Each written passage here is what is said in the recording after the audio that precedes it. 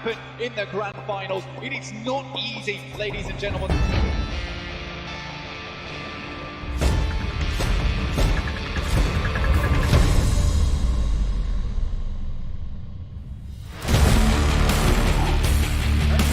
برستيجة ما بلعب بول برستيجة من بول برستيجة من بول وفريق اليلا اي سبورتس يصعب بالفوز على اللاعب باندا نوك داون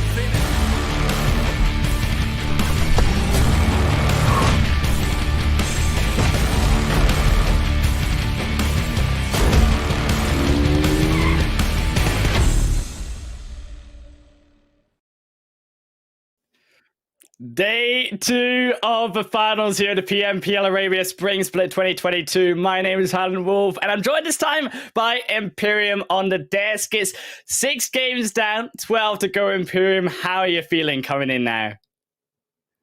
I'm feeling pretty good overall. Second day allows an opportunity for the teams who really kicked off the finals in a good way to continue on that trend of the teams that had a little bit more of a struggle bus of a day to maybe pick things back up, find their form, find their flow, and hopefully really climb and fight for the top 3 or the top 2 of the finals. I'm really looking forward to today. Look, also something to look forward to is in the screen. It's down below. It's the Opera Reno 6 series with upgraded performance and upgraded fun. Celebrate your winning spirit with a brand new Opera Reno 6 series for designated smartphones for PUBG Mobile, Middle East and Africa Esports 2022. Imperium, we've had, as we said, 1 day down. We've got 2 more days to go of this finals of the PMPL Arabia. And as you can see, it is now the 11th, if you were wondering what the date was. And we've also got the 12th there on the Saturday tomorrow. There is not much time now, Imperium, though, for these teams to get the points on the board. And it's been a long journey. I actually really like this calendar graphic, Highland Wolf, because it really kind of signifies how many days, how many games, how much of a fight all of these teams have made to get to this point, and it being whittled down to, of course, these 18 games in total across the finals and today's 6 games. It's a really long journey, and I got to give a lot of credit to all of these players and all these teams. So with 2 more days to go, and the point system is upon us of those classic 15 points for a chicken dinner, that's what every one of these teams are aiming for overall, getting that all-elusive chicken dinner and a really well-placed bunch of points to help them. Well, we talked about chicken dinners, and there was a spectacular showing go through from our top place team, that being Conqueror Iraq out of the first day. Imperium, 3 chicken dinners secured out of those 6 games.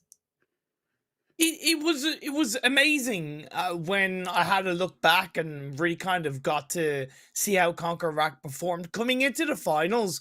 I didn't necessarily have them in my top 3 because of the volatility in their performance sometimes, and I still think that's there, and it could be the reason why they don't finish the finals in first place. But you got to give them credit for closing out 3 of the 6 games today. That's 45 of their total 55 placement points coming from chicken dinners alone. But Rico, they've matched them. They matched them big time. Yeah. And even though they've lacked in terms of chicken dinners, they've definitely found a bit more form of consistency across all of these 6 games in day 1. Yeah, it's going to be the same 6 games. So as we saw in day 1, 2, starting off with Erangel, I'm going to have Miramar, Sanhok, then a double round of the same maps later on this evening. It's going to be a long one for these players, and I think the endurance is definitely begun to show as, yes, I think Zute said it correctly, it feels like it's a sprint here for these 18 games, but it's certainly a slightly longer sprint for these players when it comes to the more mental state of things and keeping up that performance, as we said. I'm really glad you mentioned that, because it is definitely very much about having a good mental stamina coming into these 6 games across the day. You got to be able as a team to perform just as strongly in game 6 as you are in game 1. You got to be able to keep that focus up, to keep up the momentum that you'd show in game one right up until the bitter end. Because there's no point in getting to game 5, game 6 and feeling low on energy as a player, as a team. Because that's when it really counts, right? Yeah, okay, you lay the foundations in the early parts of the day in the first 3 to 4 games, but you got to be, in my opinion, you got to be able to end high. You got to be able to end big. Because when you look at tomorrow's games, it's going to come down to those final games, in my opinion. Yeah, it comes down to, I think, every single one of these games for not only, as we said, the top teams, there's also YaLLa, keep in mind, also surfing up to that 3rd position. But we were looking at the points overall, Imperium, and from YaLLa below, kind of discounting these top 2 teams up, of course, high up on those leaderboards, it is very close in the standings. Yeah, you can see that kind of top 2 is a little bit more in their own bubble. And like you mentioned, from Falcons below, even in 3rd place, there's only 27 points between 3rd and 8th. It is a bit surprising to see NASR down in 8th, because I put them down as kind of a top 3 team based on how they were performing in across all of the Super Weekends, but they haven't really shown it so far in the finals. Nigma, you were saying to me before broadcast, they have a chicken dinner, but their performances have been extremely volatile in the first 6 games. Oh, yeah. Yeah, they have certainly. Of course, they've secured a massive amount of points in Game 4, which was a very volatile game in itself, going all the way over to the beaches of Milton and Erangel. So it was a very unique game that Nigma won. And I'm looking to see, though, also, can Nigma keep up that performance that we saw in Week 2, in Week 3, though, Imperium, because they were a very consistent team coming in onto these finals, but we're not really seeing that consistency that we saw in the previous weeks, at least on that first day, and we're looking now in that second day to see if they can bring that back. The other surprise, though, on this leaderboard is, I would say, 1Million Esports stepping up into that 7th position too, Imperium. Yes and no.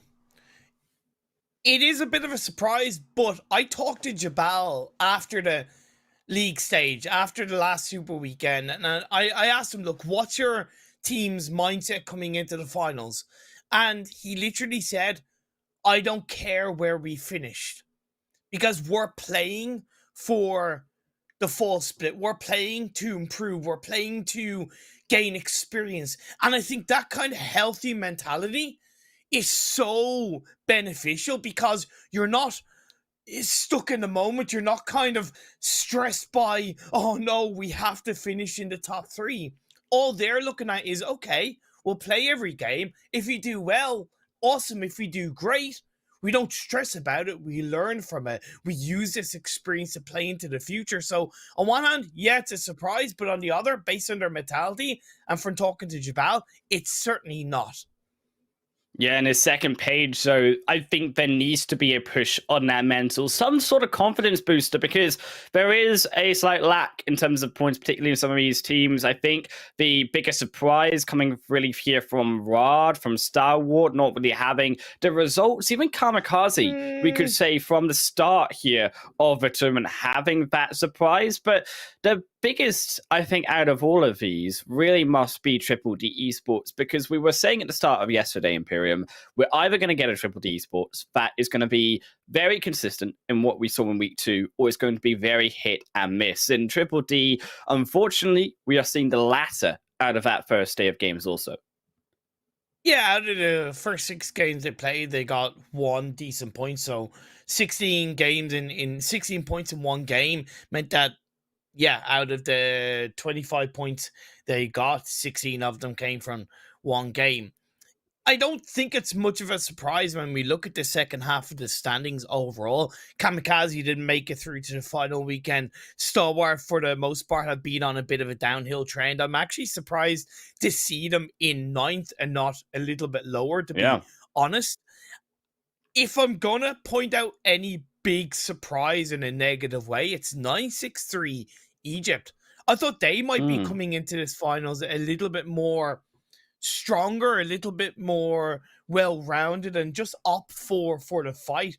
They ended overall, for the most part, pretty healthily in the Super Weekends. And yeah, okay, it's 45 games, so a lot can happen, and it gives a big scope for things to change. I suppose I expected a bit more from 963. Yeah, I think 963, they're one of these teams that we've seen a lot of potential coming through on them. The positions were okay, to be said, coming into those second, those third phase zones. It's then coming to the team fight. And I think that small micro play and the ability in the more micro sense of the game has been lacking for 963 more so in these finals. Also, you could say a big surprise coming through from the side of RTG because, yes, we didn't expect maybe as much from them, but they started yesterday with a 2 16th position finishes.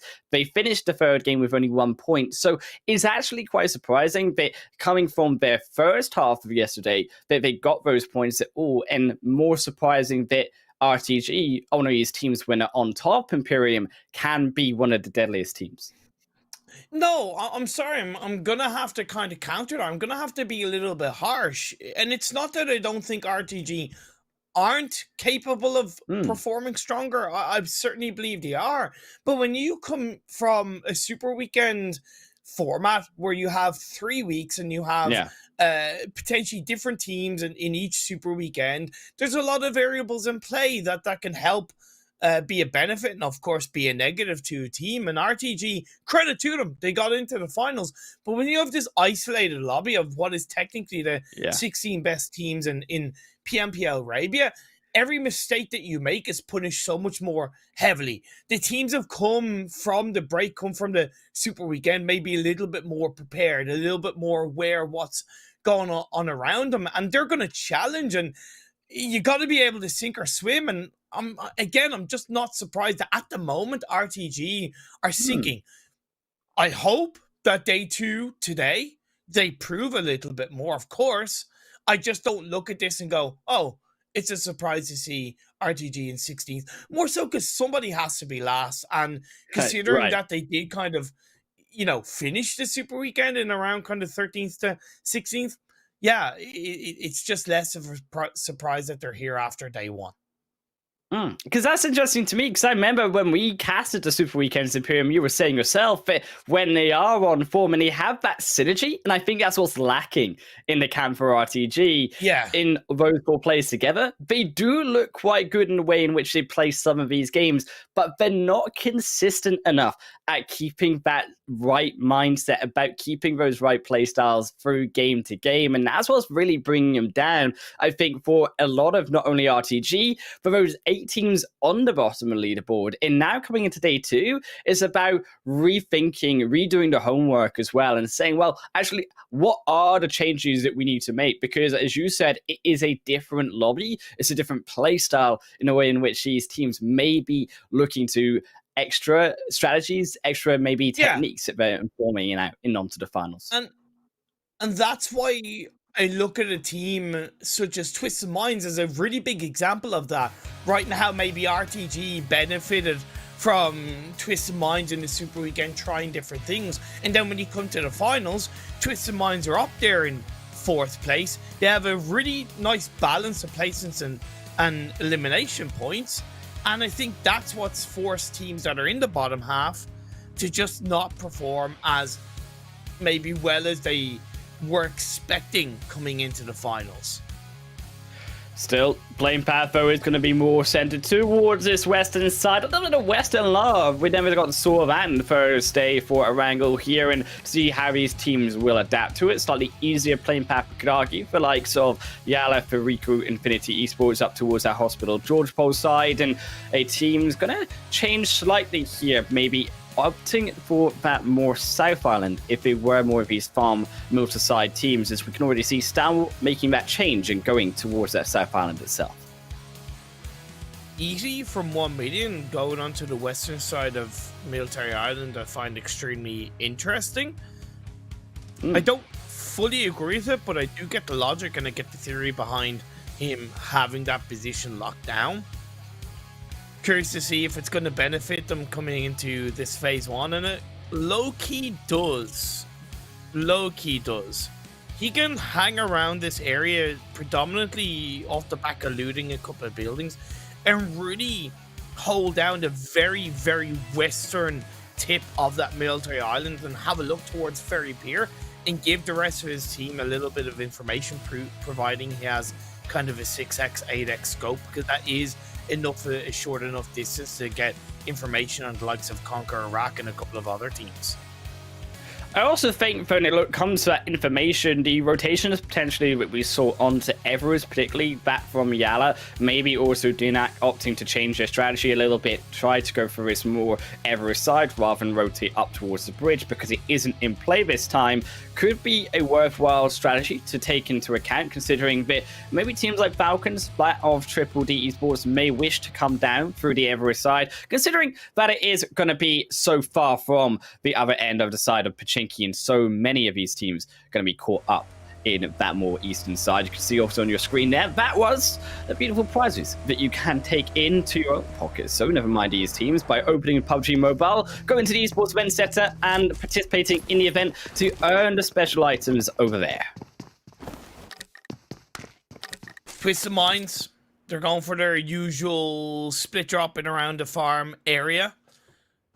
A bit of a risk considering the playing path was on the west, but I think they're pretty confident that the likes of 963 isn't really going to put them under too much pressure, as well as the fact that Stalwart looked at to change up their drop spot. Well, not change up their drop spot, but the path line to their drop spot by going onto Military Island that you correctly pointed out, so I've got to give you props for it. They make it over towards that Milta area a little bit unscathed, as Vigors isn't really in any kind of position to take too many shots on towards the members of Stalwart. Good play across the early parts of this game. I like also the RTG.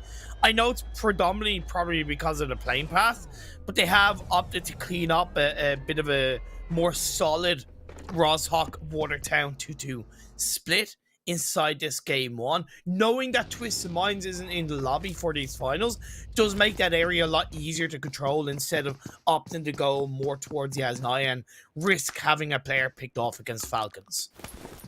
Still, though, they can, I think, have that problem later on because they have rotated over towards this side of Milsa. I wouldn't be surprised, as we said, to avoid this side of Pachinko, to avoid these teams on that wall, as it were, coming into that first phase, because it is still made this zone on towards the South Island. I wouldn't be against the idea of Stalwart, of teams like Twisted Minds, looting up in this side and then just rotating back in onto the South Island. It's still there in phase one, and CONQUEROR, from the way in which they have rotated in previous splits and in previous weekends, with a zone like this, always will continue to move up towards more of that Erangel 2.0 hills, overlooking the side of actually Gatka Fields, rather than trying to stay on against Ferry Pier, against that bridge. So the space there would be open, and it wouldn't be as contested, potentially, as this more mainland Erangel side. That's definitely interesting. Nigma Galaxy, we highlighted how they had a bit of a volatile day in day one. I don't think it's necessarily a bad thing. Again, there's absolutely no reason why we should in any way be counting this team out. The experience they have, the wherewithal, and the ability to go from zero to hero in a matter of minutes, in a matter of games, is something that every single team in this lobby should be aware of. CONQUEROR Iraq as well, Highland Wolf, the impressive start to the finals, 3 chicken dinners. They're in a good spot in this phase one. They can hold down the North Ferry Pier hillside.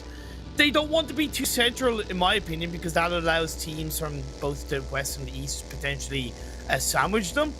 But I'm confident that CONQUEROR Iraq will know how to deal with it. I'm also confident in actually not just CONQUEROR Iraq or Rico Infinity Esports putting up the performance, but actually more surprised in a way. The Falcons have been putting up that performance. We never really looked at Falcons, I think, as one of the top teams coming in onto these finals. I mentioned them briefly at the start of yesterday when we were talking about teams that could take the first prize, because Falcons have a history of being very strong in competitions here in the Arabian region, but they had begun to fall off. And I think it's this also veteranship of players like Never Alone, of players like Last, who have been here more so with Falcons for more time than the rest of the players, and now can bring in that more veteran style of, we will do it this way, go back to Yaznaya Poliana, like we did in the previous seasons, and then use what we know, use our strengths that we've developed for months now, and bring those strategies into the finals even stronger.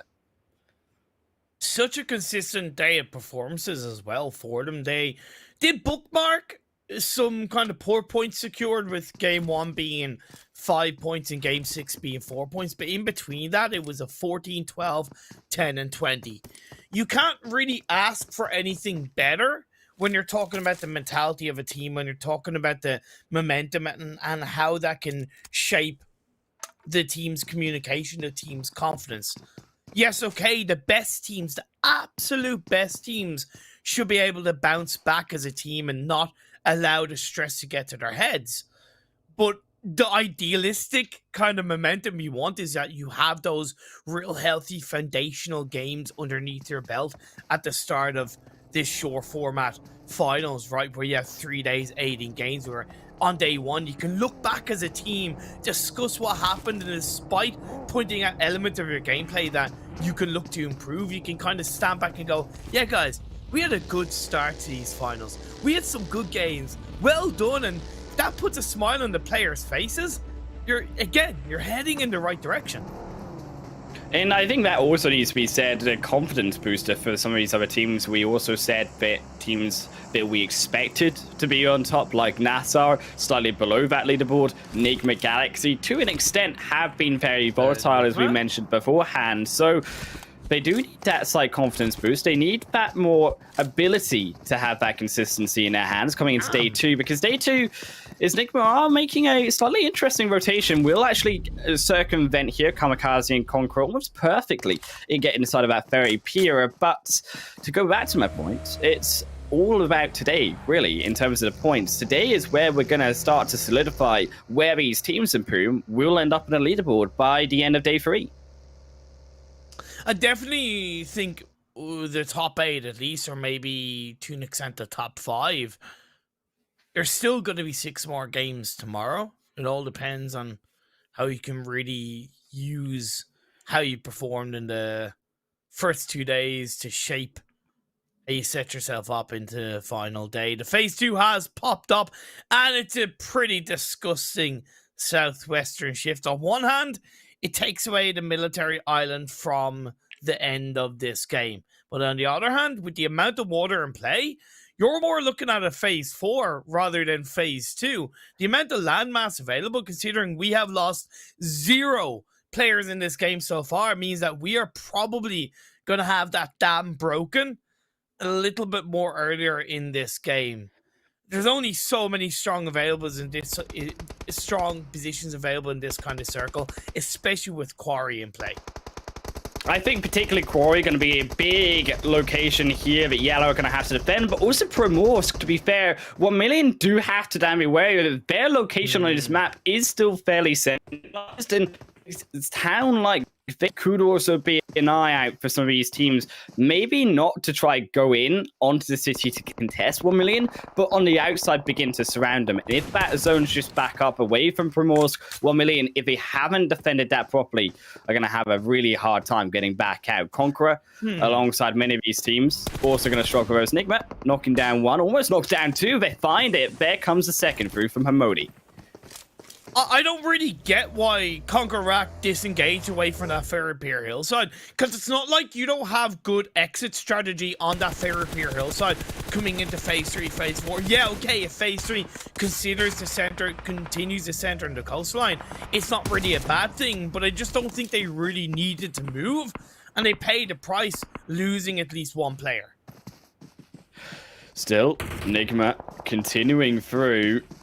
We'll look to try surpass here CONQUEROR, but it's CONQUEROR surpassed them. They get all their players bar 1 back. At least are able to now get themselves out. The vehicle burning, but it's enough there with the extra help from Revit to be able to stop Ralph. But Ralph slaps down Gallagher, and that will be the next knock that Nigma are needing. Will it be the push, though, all the way in onto the land that now CONQUEROR have begun to control? It's a long way, and it's going to be a slower approach here taken by Nigma.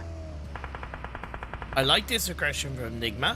There's a lot of risks to taking this engagement if they are going to go aggressively, because it's very possible to get stabbed in the back by the likes of Revolution. But the way they moved in, Hamodi gets a knock, Rio is down. They want this.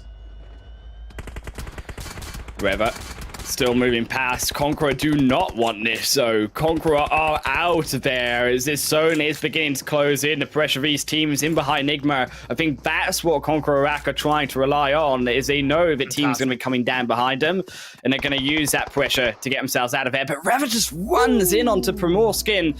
Itty slices down Conqueror Iraq, and a surprising from our first place team coming into the day to go out in 16th position.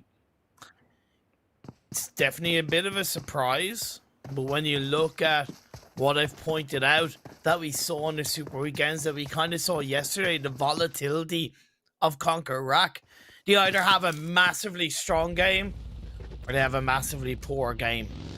And they started day 2 in a massively poor spot. As phase 3 pops up, it continues over to the west.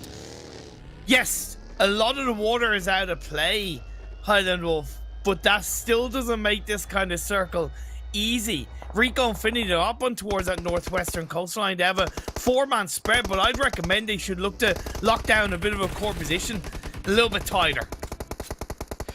Ragnarok, NASR finding through one to Stalwart. They will execute them away, and that'll be one elimination given over towards them. But Stalwart's still on the track down. It's a difficult road, though, to lie in because, as you said, the zone's gone so far over to its western side. And realistically, the coastal line is not a bad option here, especially when it comes to being those little fishies inside the water, particularly also 1million. I would like to see the rest of that solo player move back over and try to join up as a free, as they try to take down their coastline themselves. Nigma also wants to twist the minds. Rokus, how are you still alive, Rokus? Oh, Twisted Minds seem to be running with their tail between their legs inside this phase 3 circle. Twisted Minds, sorry, Nigma Galaxy, should I say, controlling this eastern coastline so effectively, and I worry that they might get stabbed in the back by the likes of Revolution. Revolution yet to really move, and that's allowed them to really cover this area so much more confidently. Right, also recovering. It just seems to be the state of the game here, Imperium, with recovery after recovery, because these players cannot go through in this zone without suffering at least 1 or 2 knocks against them by an opposition. YaLLa continued pressure here. Now, YaLLa had one of these stronger positions already settled by phase 2, and then looking to try to defend it. Their own small compound to their name, but a hillside is where Rad control. Rad, I think, are a little bit more at risk of getting stabbed by another team. Inside that kind of more quarry side of the hill that YaLLa control is less likely to be breached by another team. So I look at that and I think, okay, YaLLa are making the right move to not push as aggressively onto the members of Rad for the time being. I'm surprised as well on the map. There's a lot of these teams, Imperium, pressuring right to the center. This is when I would have argued that in a map like this, a game like this, being on the edge of the zone, being around that quarry side wouldn't be such a bad idea, as unfortunately Stalwart going way too deep in there, so that more northern point, Rico either shuts him down. Yeah, I definitely agree with that. NASR being a bit of a prime example. Yeah, okay, they are heading towards a northern high ground of quarry, which, as you said, not only is it on the edge of the circle, but it gives a bit of an elevated position to maybe get information on the teams that are more towards the center. Revolution are doing a little bit the same. It's more, I think it could have been done earlier inside this circle as the next one pops up. It shifts over to the northeast, and I would argue that NASR are too late to this position. They're too late to the party, and it's going to be a little bit harder for them to control this circle. Potentially a problem here with medical equipment in their kit, because Miracle is still sat there inside a zone. Maybe a risk for that revive, or healing, should I say, strategy inside the blue. Falcons, there won't be a revive though onto that Rico member, as they'll just take down 1 elimination point to themselves. But Revolution, to go back here to Quarry side, had NASR held this, would have been an easier time to defend against Revolution. Instead, now, Revolution, as you can see on the kill feed, slapping down Hemco, because NASR, they just were not prepared, and Revolution steal away the Quarry strength. Even though Revolution was still a little bit late to that position, they moved as a full squad, and they're able to use that body advantage to take down NASR. They go down early on as we're left with 13 teams, 45 players. Nigma Galaxy, though, they're going to look to breach in, and it's not going to be easy for Revolution. Nigma, oh, they know about the third party. Rico Infinity Esports sliced them in Miramar and are looking to take their revenge here on Revolution. They are outside of the zone. They will need to continue moving in, but it's a slightly harder position to control. The difference being, well, Nigma had a long fight. That's why they got third party, but Revolution, they entered into NASR. They took NASR out within about 10 seconds. So now they have the ability to recenter in and control this hillside to stop Nigma crossing around that short valley in separating these two teams. Lots of vehicles for Nigma to use. I believe they have 4 altogether. They don't necessarily need to breach onto this fight.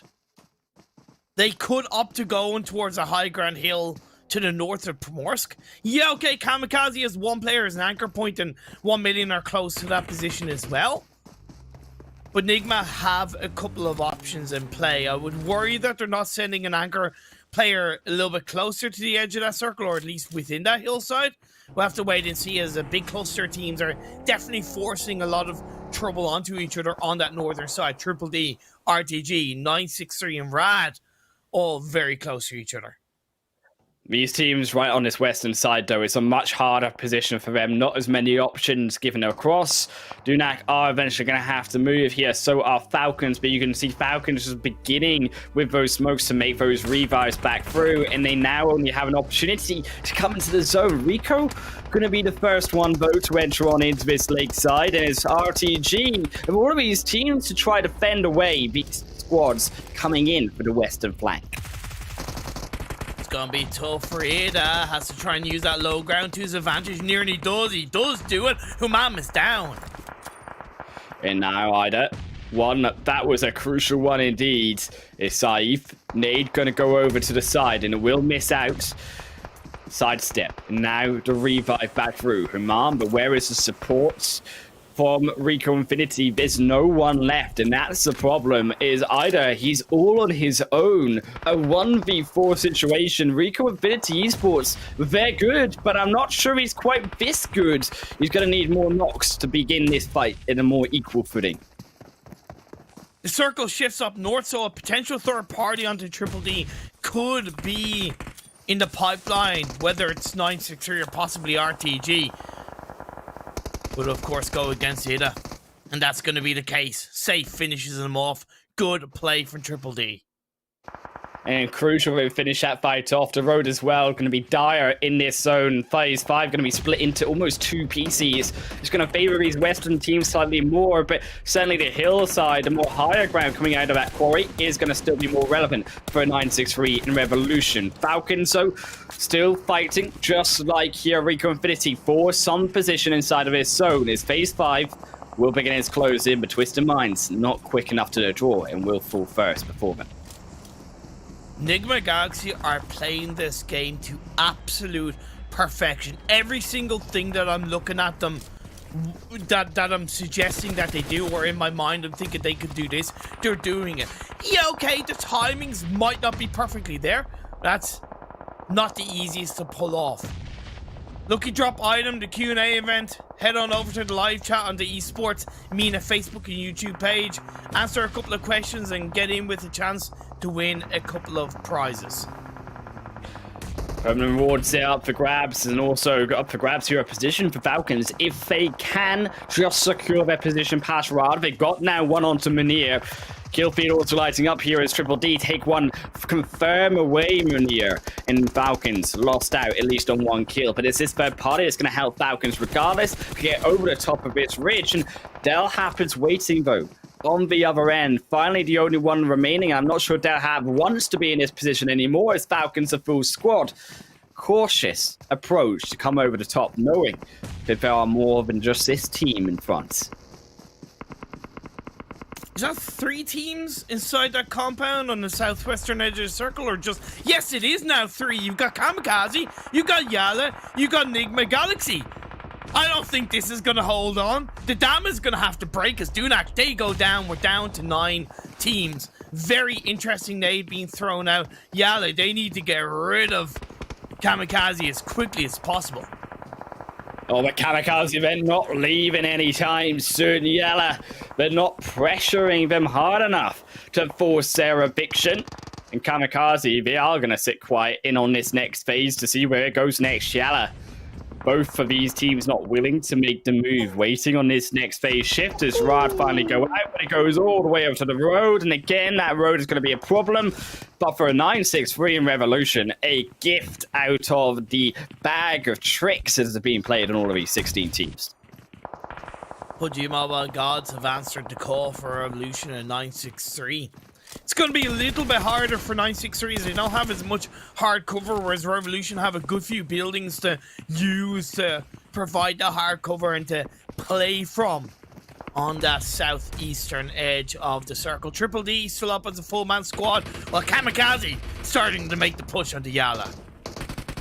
KAMIKAZE, they know they have to move, but they've already lost as is. And now Kanti goes in, trying through the fire, through the smoke. He finds it, he gets one. Kanti slices down the third party. Yes, maybe enough here as YaLLa, they're falling apart. Kanti drops so, and often goes for the revive in the middle of the fight. They are waiting to try bring up two players as the blue zone is right behind them, and KAMIKAZE is a brave decision here as Nigma also here behind YaLLa. Ragnar stepping out. They can't revive as is, and off-ban, all of that time has been wasted. Now as he tries to step through, maybe Nigma may save him in this situation, but it's gotta be if KAMIKAZE can survive. I feel sorry for KAMIKAZE. They got third party from Revolution and it made the initial engagement so much more difficult. I get why YaLLa were a little bit hesitant to really push as a full squad onto KAMIKAZE because of Nigma watching their backs. And it's KAMIKAZE though that falls out first. YaLLa are able to outlive them away from the solo, but they're not out of the woods yet as they come into more of the fields. The smokes are going to have to be utilized. The zone is coming in phase 6. Oh, it hurts. Hoping feels it. And he's down, taken out by the blue, and Nigma Galaxy steal away the elimination point. Freak also going to suffer though. The moment they leave the door, also welcomed by the death-waiting hands of Revolution. Lord, now on the next to the chopping block is Triple D. The only answer that he can try to make, but Yamas shuts him down, but YaLLa first to fall out of the two. Nigma Galaxy have been able to get a player into that western edge of the circle. I said Triple D could use the full team advantage that they have, that it was always going to be a little bit trickier for 9-6-3. That's exactly what we are witnessing. Yes, Triple D lost a player, but they are applying a hell of a lot of pressure with the help from Revolution onto 9-6-3. It's these three teams, like Revolution, 12 eliminations that need these points, and they just slice it up even more to 15. The three-piece for Al-Hahe through the nade opens the doorway for the zone. Revolution's game to win, and it's Triple D who are next on the menu. Yamaz is dropped, Geif is dispatched on, and it's Revolution who are making a revolution in this day 2, the first game of it. One more move from Ramodi, trying to move around. Revolution, they're chasing him down, but chasing him into the blue. They're going for the 1v1. Rex wants it as he searches, looks for Ramodi, finds them, but now has to move around the other side as Ramodi diverts behind.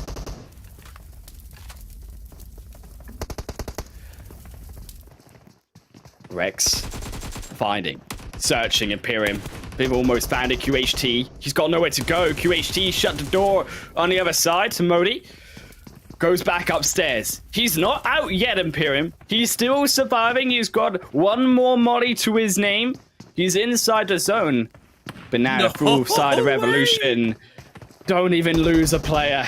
Rex keeps themselves alive, 1 HP. QHT, how is he alive? Finally, Hamodi has been surrounded. He's still not dead. Finally, they get him.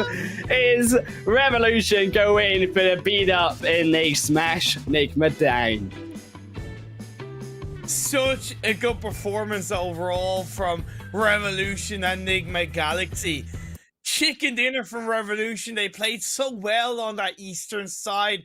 Yes, like I mentioned, they were a little bit late to that kind of quarry hillside that I highlighted on kind of phase 3, but they moved there as a full squad. It allowed them to get the better of NASR. Nigma opted not to push on towards that position, and it ended up benefiting both teams coming into the later stages of the game. And as we saw, the circle shifted away from that western coastline, and in Revolution, they reaped the rewards, and they reaped them massively.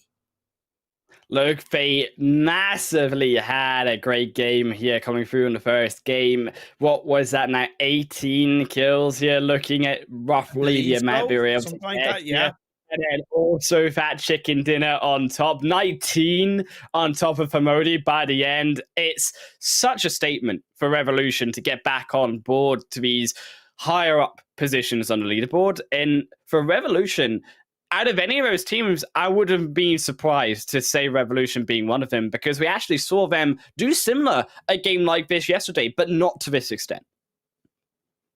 I would argue this is one of the biggest point scoring games from an individual team across the whole of PMPL Arabia. I don't know if it is the highest point scoring game, but it's definitely up there. And they ended yesterday's games with a total of 21 points. They've scored 13 more points than their total in one game today. A massive turnaround from Revolution. But you could argue something similar from Nigma Galaxy. We talked about their volatility when they're starting day 2 in a much better spot, followed by Triple D as well. 12th place coming into this game, 18 points in game 1. That's a really big positive, and even 963 as well. 8 points in this first game of the day. 963, unfortunately not getting any eliminations to boost their placement points, but to get 4th in a game like that, where that zone was so disgusting, is so much an impressive being there through from 963. Rico, unfortunately, bringing up the rear of his second page, it is going to be them only on 3 points, 1 million further down. And the main part of this leaderboard looking like this is so interesting is a lot of those teams, as we were saying, are at the top without many points on this first game. The teams that got the points, so Imperium, are the ones that need the points lower down on this leaderboard. So what this is doing is now actually balancing out the leaderboard overall, more so going into game 2 and setting up potentially a world in which some of these lower teams can also challenge for the top. Exactly. It's just compounding the top 8. It's just making things so much tighter coming into game number 2 of the day. If Falcons had scored a few more points, it would have been a bigger benefit to them in the fight to get into the top 2, because CONQUEROR, they got 0 points, and Rico, I believe they got themselves 3 points, but unfortunately Falcons only got 5 points, so it wasn't really kind of enough of a plus, right? It wasn't really enough of a benefit. YaLLa did make headways. They got themselves 10 points in this game 1, so not only should that see them go either on equal points or ahead of Falcons, but again, it's 10 more points in the catch-up to CONQUEROR and Rico. Look, we've still got another 11 games to go here in Imperium to catch up. It could be a reality here. Another few games like that for CONQUEROR, for Rico Infinity. There is a place where they do get overtaken. They didn't have that greater push when it came to more than just about 20 points above that 3rd position. That game certainly closes that gap. But to say about more of these other teams, I think also, as you said, it tightens up our leaderboard more so. So when we're looking towards Miramar now, the pressure that is put higher now on teams not like Rico and CONQUEROR, who have used their buffer, but for those like Falcons or YaLLa, coming now out of this match, as we take a look at the best oppo moments, they're gonna feel that pressure a lot higher coming into the future matches. Yeah, they really are, and it's just about how they're going to be able to deal with that. And again, it's why we always highlight the mentality and the psychology around playing any kind of game competitively as we look at the oppo moments of this game 1. Stalwart UAE got a couple of shots off, never alone, taking a couple of bites onto the members of Rico Infinity in the early parts of this game, and that left Rico a little bit of a harder job to deal with this northern side and the likes of Triple D. Although this zone really was a big factor, I think, for those Western teams, and I've said about it, the problem in the game was if you go so far into the Western side Imperial, the problem is that the zone hasn't established itself in which way it's going to go, and also you are losing members trying so desperately to go so far in onto the zone. So in a situation like this, where our region and the Arabian region itself loves to be central, it was all a bait in this type of zone where you go so central into the zone, it's just hard away, and all of those teams were punished for not staying on the edge of the zone and waiting for the outcome later in the game. Exactly, and that's why I really gave a little bit of a harsh criticism to CONQUEROR, right? And yeah, okay, they didn't rotate to a central position in phase 2, but they also didn't need to rotate at all away from that Fairpier hillside, and they got punished massively for that. Look, if they have learned anything, it's maybe it's time to adopt some of the strategies from the other regions. Imperium, that is about scouting. Is I think Revolution benefited usually off of that game being, of course, their win, but they all came off of NASR, and that's what we said when it was because they're able to have that slower, more tactical approach in onto the zone. But to see if they can keep it up on Miramar, we'll be checking it out after a short ad break, and we'll see you guys then.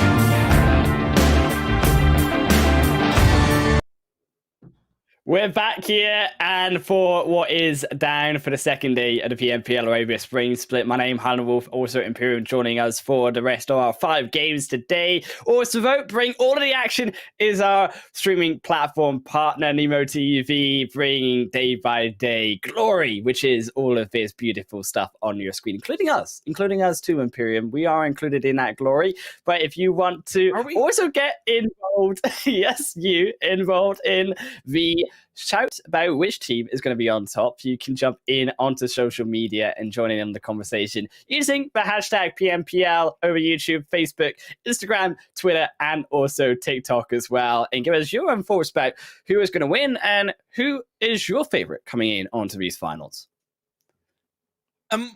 More importantly, around the social media as well, let the teams know how they're getting on in a positive way, of course, because I know for a fact it can be a big part, a big component of teams' mentality, and if they know they have the support of the fans, the support of the viewers, and that can really go an extra mile in them performing, getting better, and improving as we look at the overall rankings.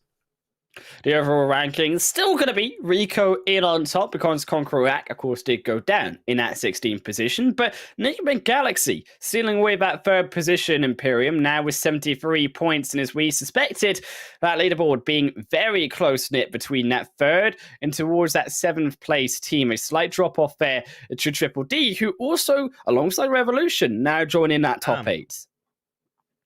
Damn, Daniel, that is probably going to be a trend if we see other teams now who are now down in the bottom half, the likes of NASR, 1 million Stalwart, if they get a good game in today's games, and they will probably kind of shoot up into the top 8. That's the name of the game, but it's really nice to see that kind of 2 out of the 3 that I predicted coming into the finals to be up there is the case. I'm less surprised that CONQUEROR are in that battle.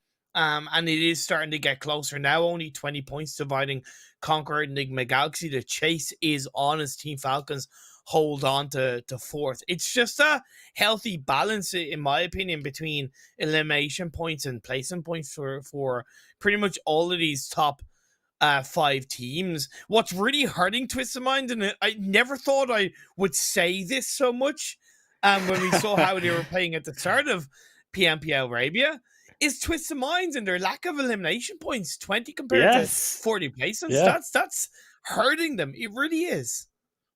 Yeah, I think there's definitely a change in strategy with Twisted Minds. You can see it in the way in which they try to play more for a position early on, where I think they should go back, as you say, to what they were so good at, which was getting those team fights, getting those elimination points, because it is hurting them down on that first page. But to the second page, it hurts a little bit more. As you said, 1 million NASR now knocked down into 9th and 10th position. And still a lot of the other of these teams to get off the chopping block when it comes to getting those points too. It's really not going to be hard. Like we said, all it's going to take is that one game for the likes of KAMIKAZE, 963, Dunak, right? They're only...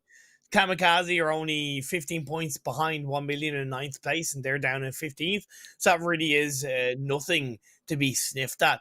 The thing is, it's about that trend, right? You got to kind of book the trend if you've been performing badly. If you're down in 15 to 27 points in what is now 7 games, that's not really a good average to look at. I believe that's less than or just over 4 points per game. Yeah, less than 4 points per game. So yeah, you need to book that trend. You need to turn it around. You can't let that continue, because if it goes on a downhill trend, it's obviously coming into tomorrow, and like you alluded to, going to make things a lot harder, and we might see more of a solidified top 4, top 8, and yeah, there's just going to be kind of less to fight for the bottom teams, and I don't really want that to be the case.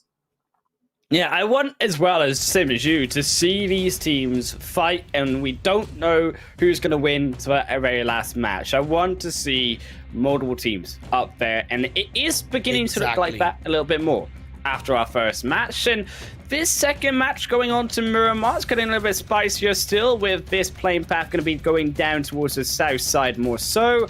And a similar playing path to what we saw yesterday in actually Game 5, where these teams are going to take a little bit longer to get towards where that western side is, more of where these cities, more of where they love to drop initially, because that isn't as much of an option. And therefore, I suspect, Imperium, we will see more of that line around Picardo's side towards Monte Nuevo, slightly more clustered with these squads.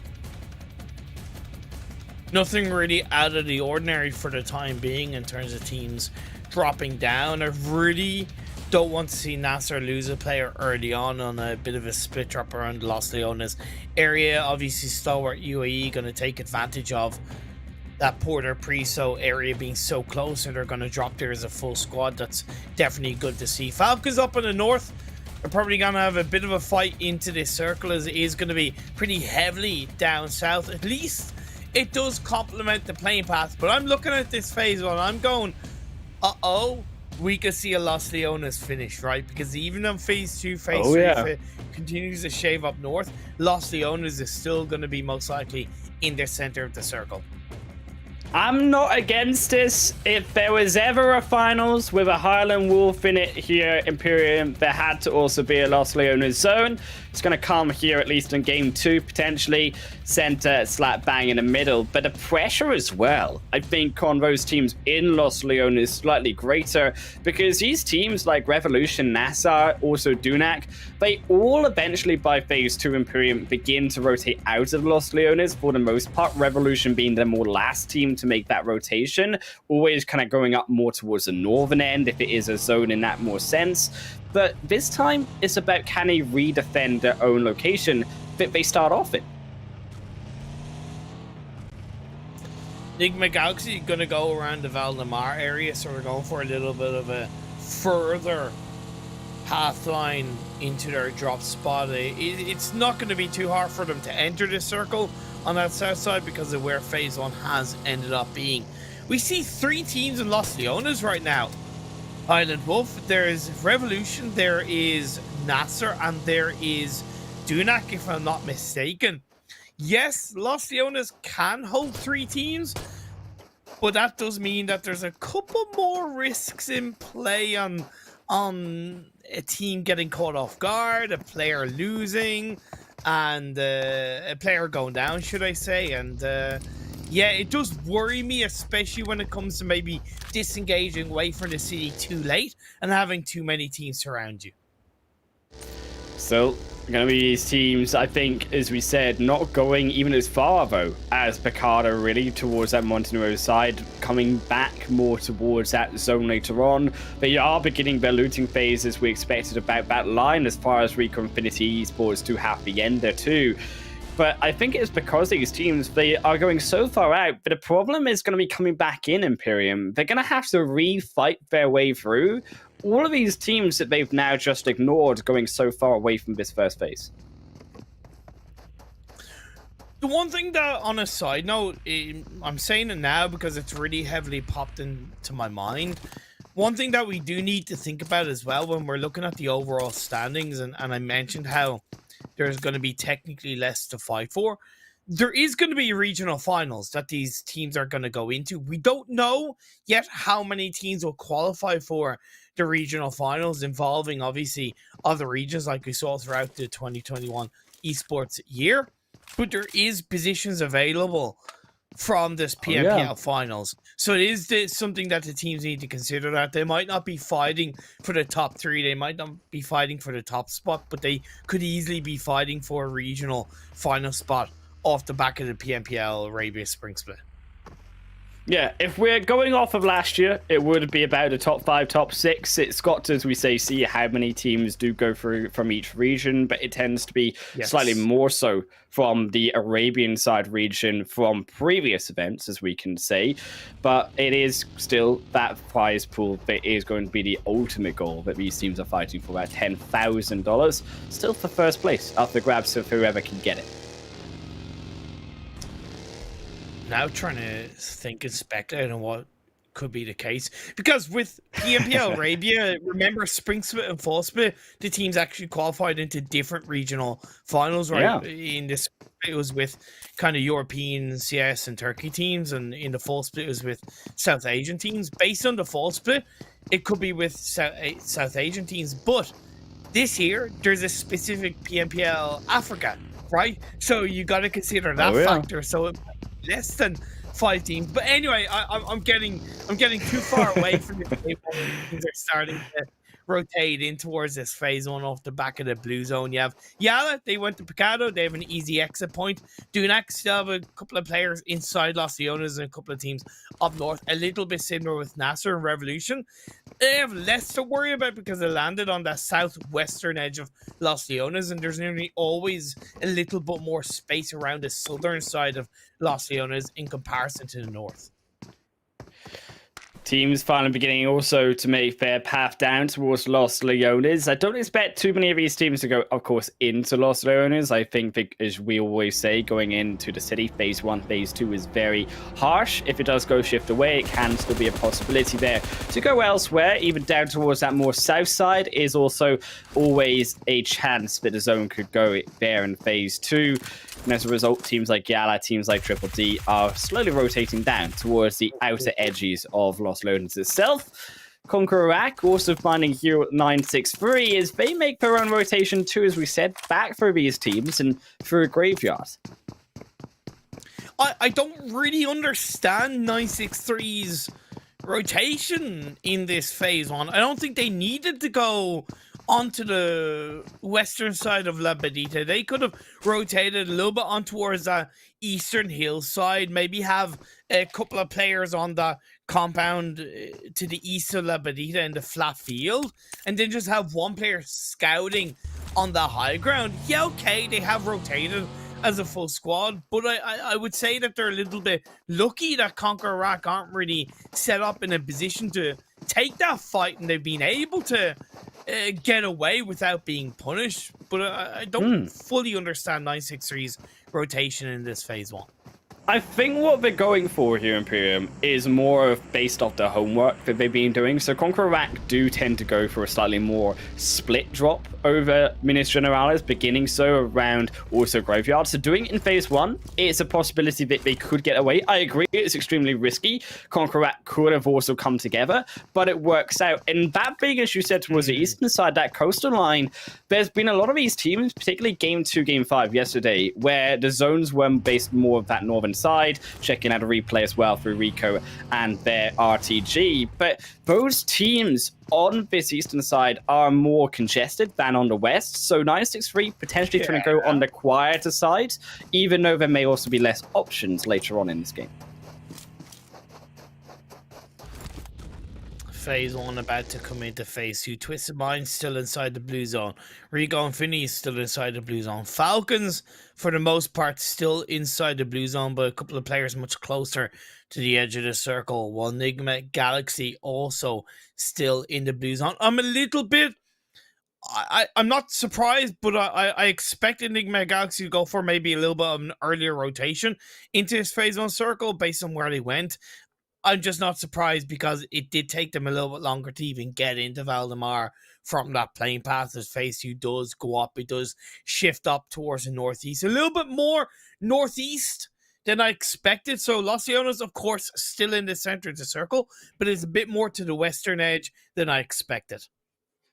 Still, though, it's a better shift. It keeps all of the more the landmass in side of this phase 2, so welcome surprise for these players. But I do agree. I think that here, the more eastern side, we were saying it's going to be more congested already by these teams, and it's very stark, the difference coming out of Los Leones, where NASR, and I believe that's KAMIKAZE, are further in that point, Imperium, it's all very flat and very open for these teams. So if it continues to shift towards this eastern side, there's going to be a lot of difficulties on teams making those later rotations. And look at 963. Yeah, okay, they're reacting to the circle shifting over to the east, but so many needless risks being taken because, in my opinion, if you commit to a position inside one circle, especially as early as phase 1, yes, you can't exit around, but you've got to adapt and go, okay, well, I went on that western side of that Benita. I should be looking to hold down that western side. I should be looking to play in a little bit more slowly, whereas going for a bit of a wild rotation, yes, it's very quickly based off the circle shifting, but you still gotta know because of that playing path. And as you correctly pointed out, there's a multitude of teams already solidified on that eastern side of La Medina. So some really weird decisions being made from 963. They're surviving as a full squad, but yeah, in a more competitive setting, I suppose, I look at this as being a very punishable risk. Yeah, I think for sure. If we were in the likes of the PMGC level, 963 would already be out of this game, Imperium. It wouldn't be existing past this point and allowed to get as far as this inside of the zone. Now, Triple D as well, defending their position to where 963 are positioned just towards the more western side of Impala. They will eliminate down one of the Falcons' crew. So Falcons also down to 3. It's a good spread by Triple D. Great defensive layout. Allows them to hold multiple angles. And they're really not that far away from each other. I don't mind that with Falcons losing a player because I think it was that kind of scout player. And that's okay. Sometimes that can be the case. It can be okay to lose a player early on in this game, just like CONQUEROR have done, as they're surrounded by both Dunak and NASR Esports. NASR have less of a spread, whereas Dunak really hold on to a beautiful 3-1 split on that northern high ground of Los Leones. But we're still going to have to try and navigate away from here if the zone does continue towards the more western side. There's going to be a lot of these teams like Rico Infinity, like 1Million, also going to be continuing potentially to rotate down. It all depends here where this phase 3 is going to shift, Imperium. I'm excited to see where this phase 3 goes. Is it going to be once again towards the Los Leones? That is the case. Again, it continues to go more towards the west. I don't like the fact that Revolution are still inside the city. I would fear for their lives because you have now KAMIKAZE, you have NASR, you have Dunak. There's a lot of exit points of Los Leones that are technically blocked off. And yeah, okay, they were able to deal with their position quite well inside game number 1 of today, but I think this is going to be a lot harder this time around. I would actually argue for some of these teams on the western side, getting into Los Leones may now be an option coming into phase 3. Now, yes, it may draw you in to an unrotatable position later on, but to go in as far as that eastern side where we said it's going to be so flat, we said it's going to be so full of these players, is maybe slightly more risky going in just for the survival side of things in phase 3, phase 4, and hoping that the zone shifts back to you is not a strategy out of the books just at this point. Yeah, I really love that you bring that point up, Highland Wolf. It's definitely more short-term success, long-term failure if the circles continue to shift away from Los Leones, but I definitely see where you're coming from if you have been a little bit late to the party on that western side. Brad putting a bit of pressure onto both Falcons and to an extent even Triple D up on that western side of the circle. I love how Triple D, though, for the most part, have been reacting to these circle shifts, still holding on to a bit of a split, but also not afraid to just adjust to these circles just a little bit and enough that they're pushing teams back around them. Really nice job, Triple D. Dunak as well on this more western edge. They called out YaLLa, who are trying to do justice, beginning to move in onto the city, but they taking, I think, a more slightly safer approach here, YaLLa.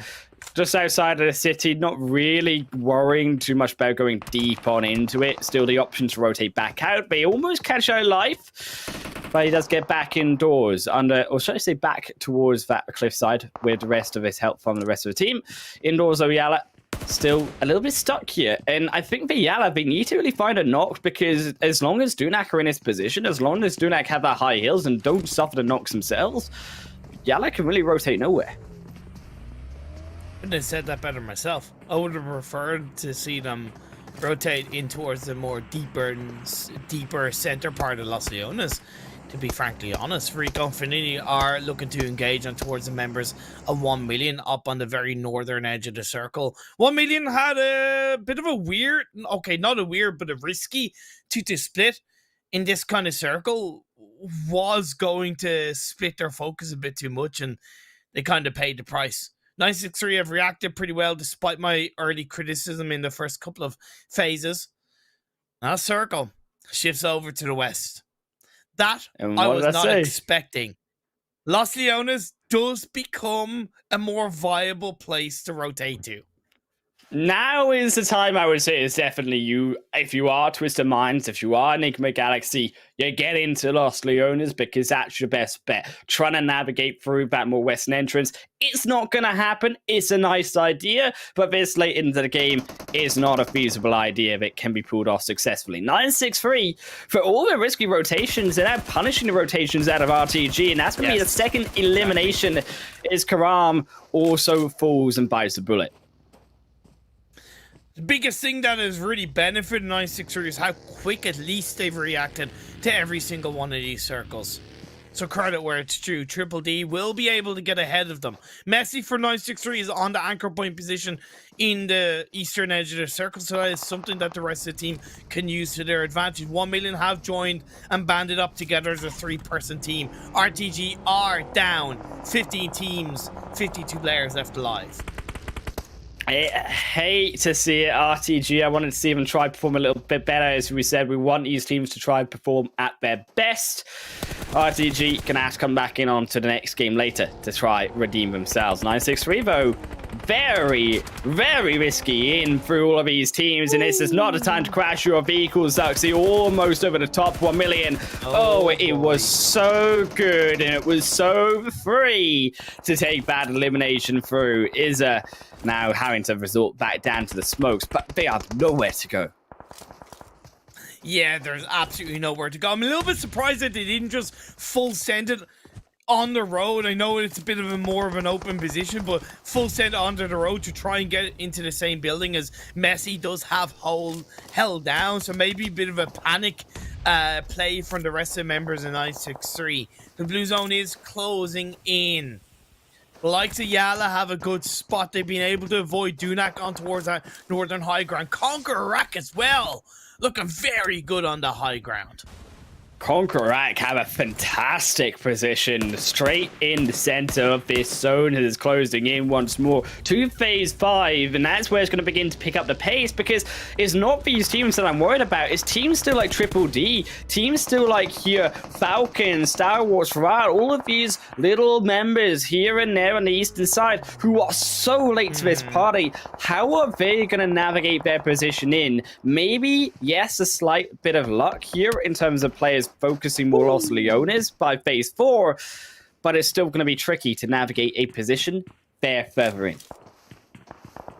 You were right about Nigma Galaxy. They did full send it into Los Leones, right in between Twisted Minds and Revolution, and they've low-key benefited for it. Of course, we did see Twisted Minds get a knock into one of the Revolution players, so that will suppress them a little bit more as we move into this next circle shifting.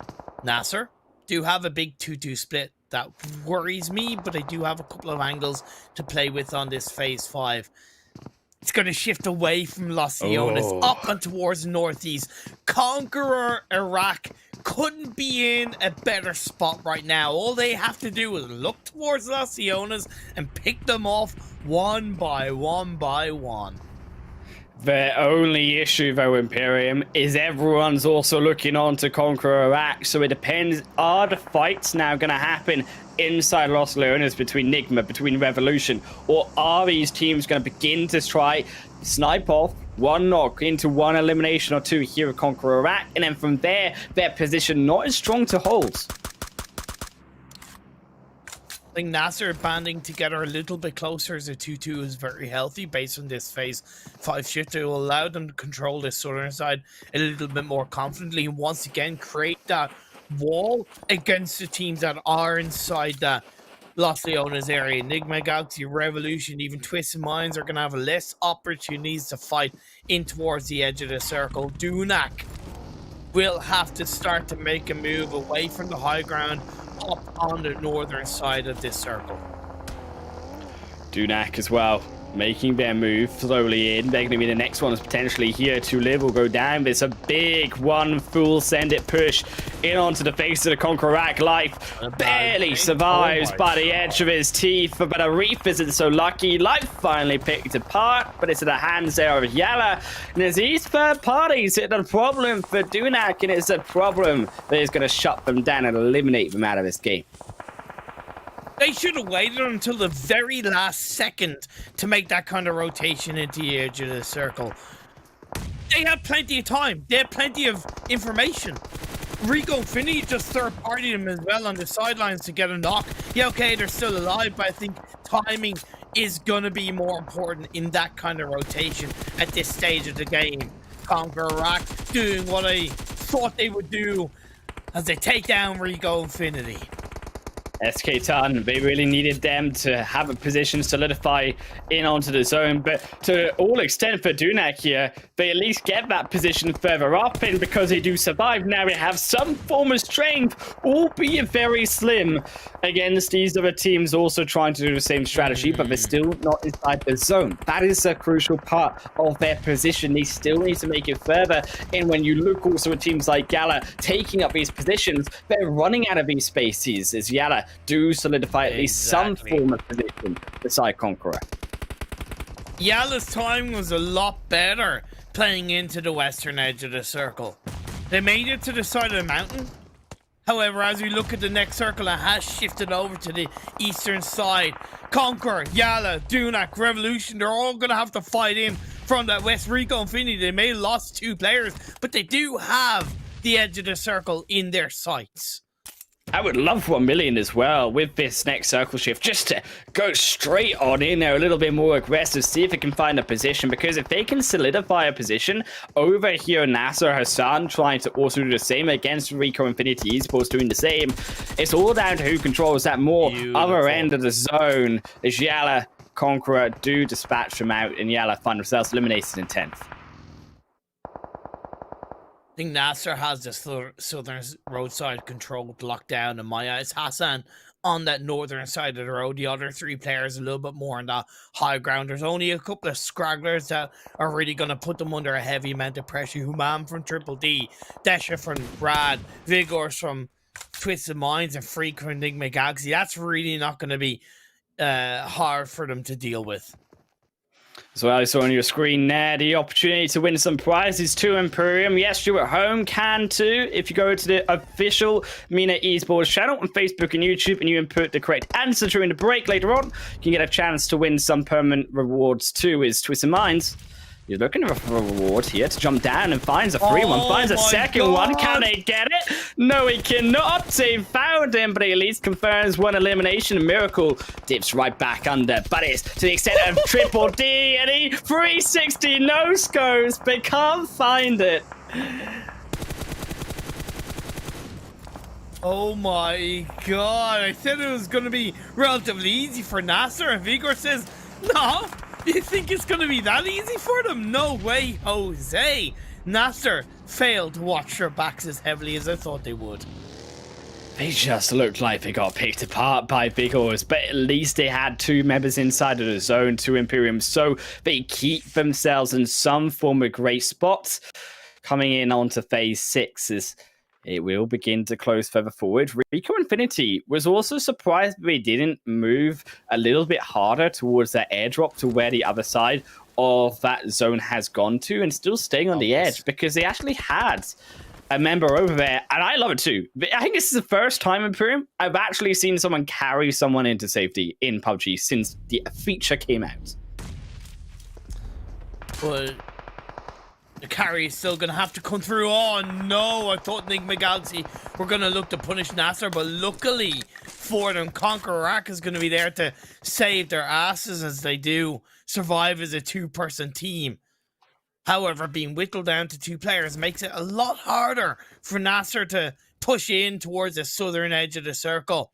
I don't think they even really have a clean entry point. I think they have to wrap around either to the west or to the east and face up against either 1 million or CONQUEROR. They're going to choose to go on the eastern path. That's a good call. It would have been 1-0 had they not carried Imperium, one of their dead or not players, through onto the other side of the zone away from the blue. So these small things matter, and I'm glad to see NASR take advantage of these newer features. CONQUEROR Iraq, still though fighting versus Rico Infinity Esports, and 1 million, lovely nade, but it's going to miss. Goes slightly over the head here of 1 million Esports, and Mord survives to see another part of this game. Because of how harsh these rocky terrains are, where you're not able to have a more curvaceous look down on towards the side of the hill, you really need to commit. And that's where team confidence comes into play. I thought NASR might have looked to have pushed more heavily onto 1 million, but then again, that can hurt them. You do have to be aware of CONQUEROR as well. Oh my days, he's gone down, he finds it, KAMIKAZE, a 2-swipe over Rico Infinity Esports. Does exactly what Figures does, but better. And that's the type of moves you need here, Imperium. KAMIKAZE, they've got also Rever on the other side, and Hassani's trying his best to go in on the other front, but he's got 3 angry CONQUEROR members beside him, and the zone behind him, and there's nowhere to go. I don't get what Hassan was doing there. Why not push as a duo? Miracle isn't even in a super comfortable spot to provide that support. Phase 7, it's not the way to go. Still, you've at least got Miracle alive, but you gotta think, was that a desperation move through from NASR Esports? Maybe it just was. Phase 8 now beginning to close in, and 1 million still alive. We've not decided. Here are second and third position. Zakaria Murd survive into phase 8, but Miracle swipes down a nade. Will it land? No, it will not on anyone. Alaga has done a hell of a job for his team, and 1 million not really pushing on the side of the rock for the time being. Those nades were getting so close, some of them to Murd, but he's right against the edge of that rock side. And as a result, has the position, has the information. Phase 8 goes down in towards the hands here of CONQUEROR once more. Rever, that man inside of the zone, really the only one here, is the rest of CONQUEROR look to punish out 1 million. The moment they move is phase 8 in 5 seconds begins to become the problem for them. Look at this as being between 1 million and CONQUEROR. The only thing that's saving Miracle is the fact that he's on kind of the high ground and he's blocked from really being massively third party, as well as being close to the edge of the circle. They must know though, if someone's there, you can see the smoke, you can see KAMIKAZE trying to fire for it, won't hit anyone. Miracle does sidestep the smoke, and I like that move, not staying inside of the smoke. Oftentimes players do stand inside of the smoke, get caught out because of it. Looking for KAMIKAZE as he ticked down. Maybe finds it, steps back up, finds KAMIKAZE, goes straight back down. I like it. Not going for the first. Yes, give us a play zone, but looking for the next one over onto Rever. Miracle searching for it. Does he get it? Yes, he does. Perfect. And CONQUEROR falling third. You said the fight was between the others, but here is 1 million in a clean up show. They find Miracle, look for one, and yes, they do grab it. One more elimination point, and the chicken dinner going over here to 1 million Esports. I think 1 million just took their time, they waited, and then they struck with violence. And you kind of mentioned about them, I think it was on kind of phase 6, phase 5, about being able to do something from that northeast side. They were down to a duo, and I think they played that end game really well. It was quite obvious that they were communicating perfectly with each other. I do believe NASR made a mistake as a duo and should have pushed on towards that eastern side to maybe take down 1 million earlier. But at the end of the day, NASR themselves did a good job on the very high ground of that rock and was able to get themselves second place. I thought CONQUEROR might have been able to do more, but I believe KAMIKAZE maybe left it a little bit too late. He had a tough job to do, and there's nothing really his teammate could do. But in the end, yeah, maybe going a little bit earlier would have stopped them from getting pushed from the blue and have a bit of a panic play in which NASR took him down. Yeah, I think they were really trying to focus down on 1 million. They never really thought the problem would lie therein from the top of that hillside there through from NASR. But Miracle, props to Miracle where it's due to 1v2 out from KONQUEROR to not go crucially for, I think, the first air onto KAMIKAZE specifically. Focus on weather. That was the key to NASR here as we look at those match rankings to getting that second place. Yeah, 110%. As even though they don't claim the chicken dinner, they do claim the most amount of points in that game because of the eternal elimination points they got. Really happy with the upward trend from 1 million. I said all it takes is for the teams who dropped away from the top 8 to get a good result, and that will push them back up there. But KONQUEROR Iraq, they got 7 more points than Rico. The fight for the top 2 is very strongly live as Nigma Galaxy, they do get 10 points, but it's still 9 less than KONQUEROR Iraq. I gotta think, is there any other team that can really break into that kind of race for the top spot? Because it seems like KONQUEROR and Rico are just continuing to keep that cushion well and truly comfortable.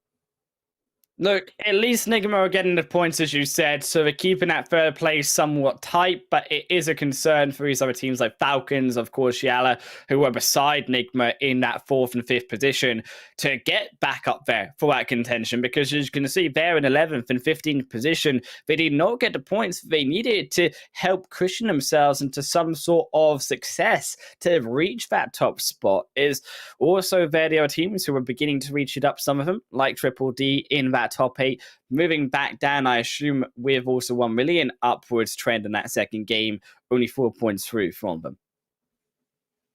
This was a pretty tricky game when it came to the circle shifts and hanging around the Los Leones area, and we got to give teams that element of pass, right? I do think a number of teams lost players early on when they probably shouldn't have, and there was a couple of little bit of weird fights that broke out for the most part. Props to 963 as well, because despite my criticism, they still did walk away with 5 points. A little bit of last gasp desperation as they didn't really look to join up with Messi on the eastern edge of the circle, I believe it was in phase 5. But for the most part, for my criticism, I gotta say props to 963. Look, 963, if it works, but it wasn't clean. I think there's still improvements to be had through from 963, because yes, they get the 5 points, but was it an acceptable way to get those 5 points? I would argue, as you said in the game, not, because that could have been definitely more punished. And I think, as we said, had it been maybe more of an even higher class of lobby in PMGC, like it could have been, that 963 see them going down as we take a look at that second matches and all of the action in our best of moments. 1 million. You can see they were still doing some work relatively early on in this game, and it was like 963 Falcons were rad on that eastern coastline, and where they were kind of picking each other off a little bit. So Stalwart UAE getting involved. This is again clean engagement for 963 as they took out RTG from behind. But again, you got to realize that if you stay behind the circle to take a team out, that does make it a little bit harder for you to enter, and 1 million were able to punish 963. Still, 1 million taking that through, of course, to the win later on, but it wasn't about fighting inside Los Leones itself, as 1 million cleaning out also Izza before moving back up. This was how, unfortunately, they lost their third man at Itty, but it was all of the fighting down as that zone collapsed in between those two ridges. Is I think KONQUEROR, who were very patient also, maybe could have been a bit more aggressive, but you saw in which the way they played Imperium, it was all about being very opportunistic and only going for the eliminations if they could manage them. I think overall, KONQUEROR played this game near perfectly from their position throughout the whole game. They didn't commit too heavily to Dunak. They didn't commit too heavily to YaLLa. They waited for times to strike. They didn't commit too heavily to Rico. They really allowed themselves to have multiple options in this game, and then we saw KAMIKAZE. That was a bit of a risk going for the 1v2, but it worked out for him. I don't see the element of surprise. You can at least catch one. You move it to a 1v1, and then the sidestep's just a little bit too much. NASR, though, 1v2'd back. Conqueror Iraq before 1 million took that chicken dinner, as we said. And I think for 1 million, a big improvement. For NASR, a big improvement moving up on this leaderboard. Maybe it's a little bit too tough to reach all the way up to that first position. But I certainly think, though, Imperium, they've got the opportunity to at least contest for those top spots. And as we alluded to in that game, potentially future competitions down the line. Yeah, 150% as yeah, I'm excited coming into this third game and what the teams are going to be able to build upon. Look, though, also, if you at home want to spy down a little bit of your own rewards, you can check out these lucky drops by going over to the MENA official esports channel, Facebook and on YouTube, and input the correct answer during the break shortly and get a chance to win permanent rewards for yourself at home. But it has been 2 games down. One more match before we do it all over, but we're going to Sanhok, the trickiest map of them all, and we get to see the Rumble in the Jungle after a short ad break.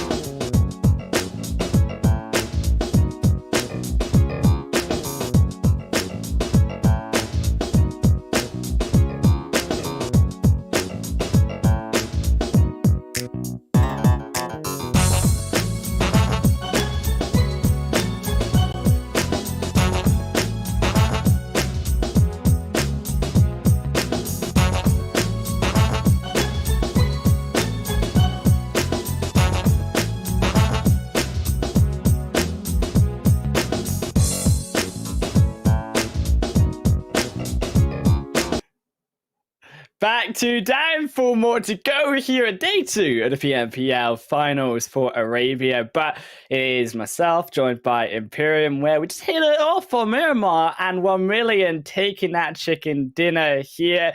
But if you at home want to take down your own rewards, it's down there right below. It's the Upper NO6 series with upgraded performance and upgraded fun. Celebrate your winning spirit with a brand new Upper NO6 series for designated smartphones for PUBG Mobile Middle East and Africa Esports 2022.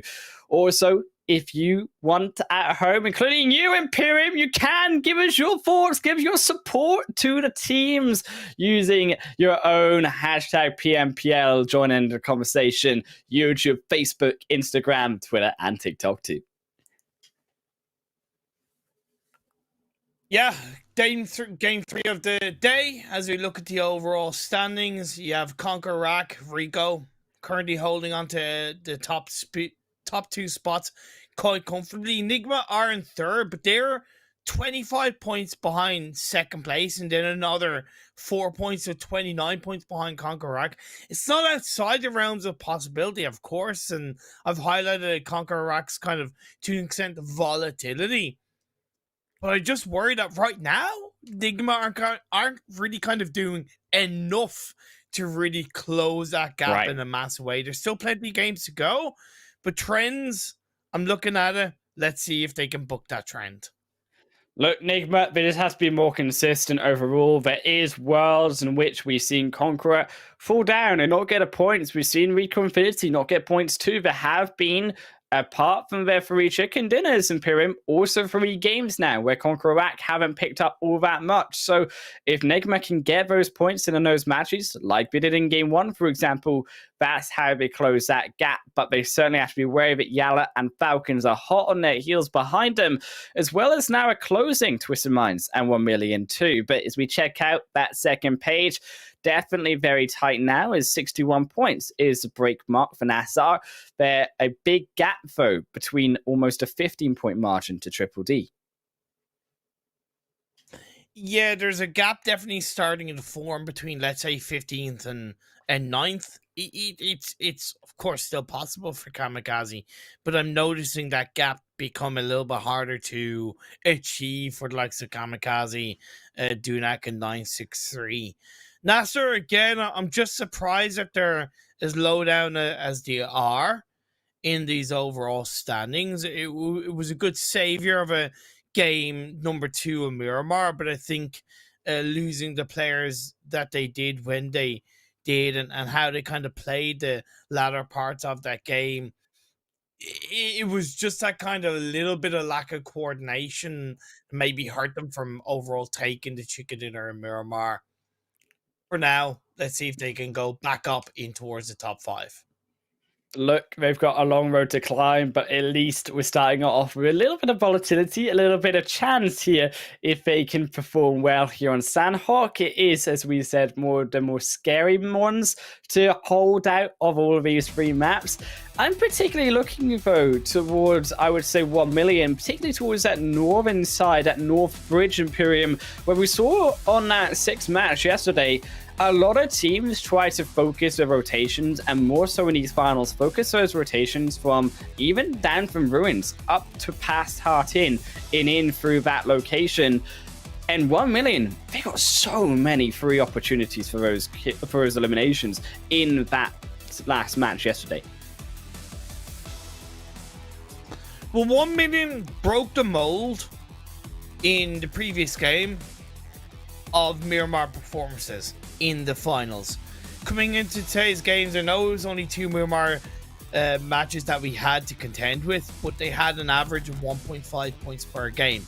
So I'm hoping that off the back of what was breaking the mold in the previous game, that they do the same, because as of right now, they're on a total of 3 points per game in the first 2 Sanhok games.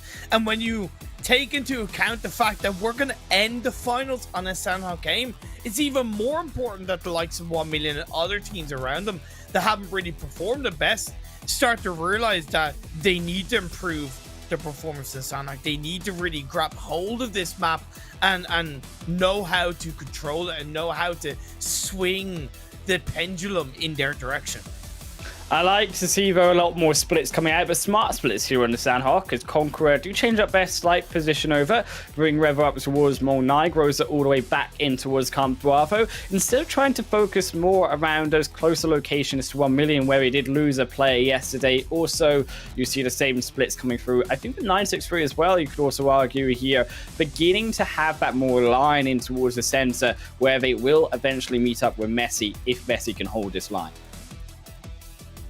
Twisted Minds have a 4-man split around a trifecta compound for the time being. I think it's going to be important that they join up as a full squad sooner rather than later around that Boot Camp Hill area or the trifecta compound area, because there's going to be a lot of teams looking in their direction around the kind of 5 to 6 minute mark of this game. Revolution have a very smart 3-1 split with 3 players in Hating and El Haji all the way on that southern side of the big mountain on the northwest island. It's just a really great kind of deeper area of the circle to hold down based on where this phase 1 has popped up.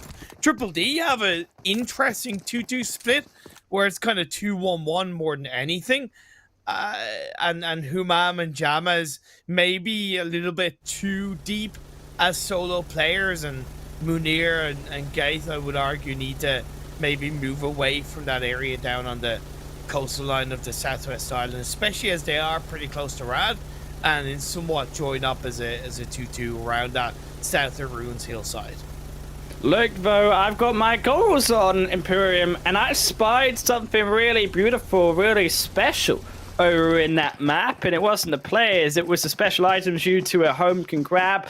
Can open PUBG Mobile yourself, go to the Esports Event Center, participate in the event to earn the special items too, as much as earning all of that prize money these teams are competing for, and of course that position of future tournaments. Rad, one of those teams who beginning to slip, I think, on the leaderboard to Imperium when it comes to their overall position. We've seen them have some good games in the finals so far, but is not being consistent. In if that not having that consistency with a capital K, it's going to hurt them later on if they can't find it. Consistency is spelled with K rather than C. Oh yeah, you got to, when you emphasize it, it's got to be like a big capital K in full italics, underlined and boldened. Yeah, but why K? Why not C? Because what's so special about the letter K? I just want to be like cool, okay? I just want to hang out with the cool kids. I'm getting older, like, okay, Imperium. You work for Kellogg's or something like that? Are you trying to like sell cereal or something? You know, I'm trying do you want a bowl of cornflakes? Sell my coolness out to all of the young kids again. I'm getting old to say, you know, I'm growing. Is that I'm coolness with a capital K? For sure, Imperium. I mean, you don't spell it with a capital K.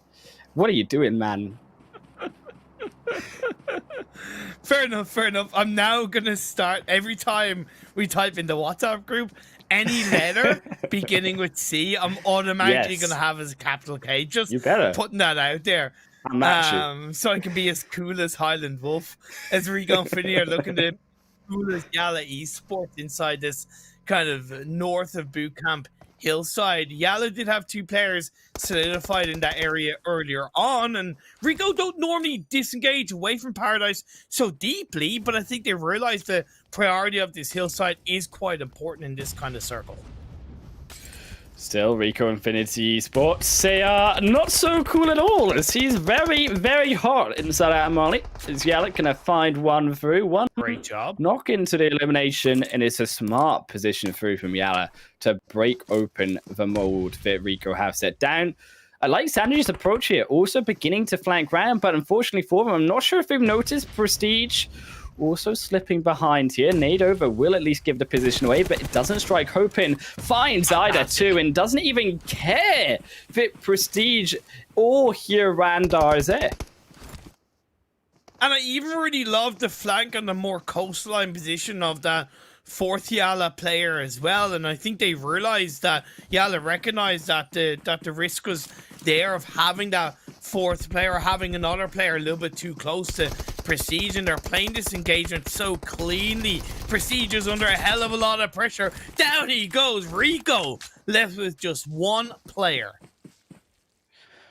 Rico, a very heavy loss, and this is needed by a team like YaLLa too, to be able to find these eliminations, be able to get these points. More importantly, it completely doubles the amount really of the points that you're getting to steal them away from one of these top teams and to climb and chase them back. It feels more like really 4 kills rather than 2 in terms of the points overall. Is Ragnar and the rest of YaLLa further now approaching towards 2. They got themselves on the road, so there will be some defense. There's some stiffness to try to figure out here for YaLLa. Can they find either, though? Either now secluded onto their own, as I think Bandar may be looking for the escape, and that they do, leaving either on their own.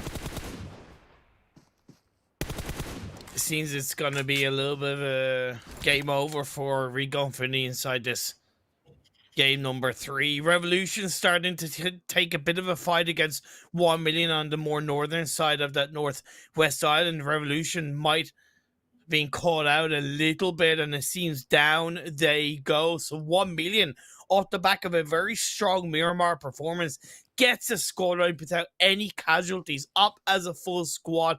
100% return on investment. And I would have loved to see that, actually, because you see the change in which 1million have played. They've never pushed past that bridge in this nature unless the zone had for sure gone into that western side. So it was something Revolution were not ready for. And for 1million to change up their strategy in the finals is risky, but you can see the confidence they're bringing to the table off that chicken dinner. Couldn't agree with you more. Twisted Minds did gather themselves up a little bit tighter between Trifecta and Bootcamp, and they've actually opted for a 2-2 split. That could go either way. A lot of risks involved. It's a matter of how well they can cover each other when it comes to pressure being laid down. I like that Twisted Minds, the 2 players that are up on towards that Bootcamp hill, are more a little bit on the south side of that Bootcamp hill, which gives them a little bit of a quicker entry point to support both Kato and Rokas, who are down on that Trifecta compound. Stalwart UAE moved out of Painan into the compound just north by the roadside. It's a good compound to hold down. Where will phase 2 go? It centralizes over to the east, more heavily prioritizing that mainland split. RTG, they're in a 2-1-1. I would recommend that they need to band together and have a little bit more of a cohesive spot inside this phase 2.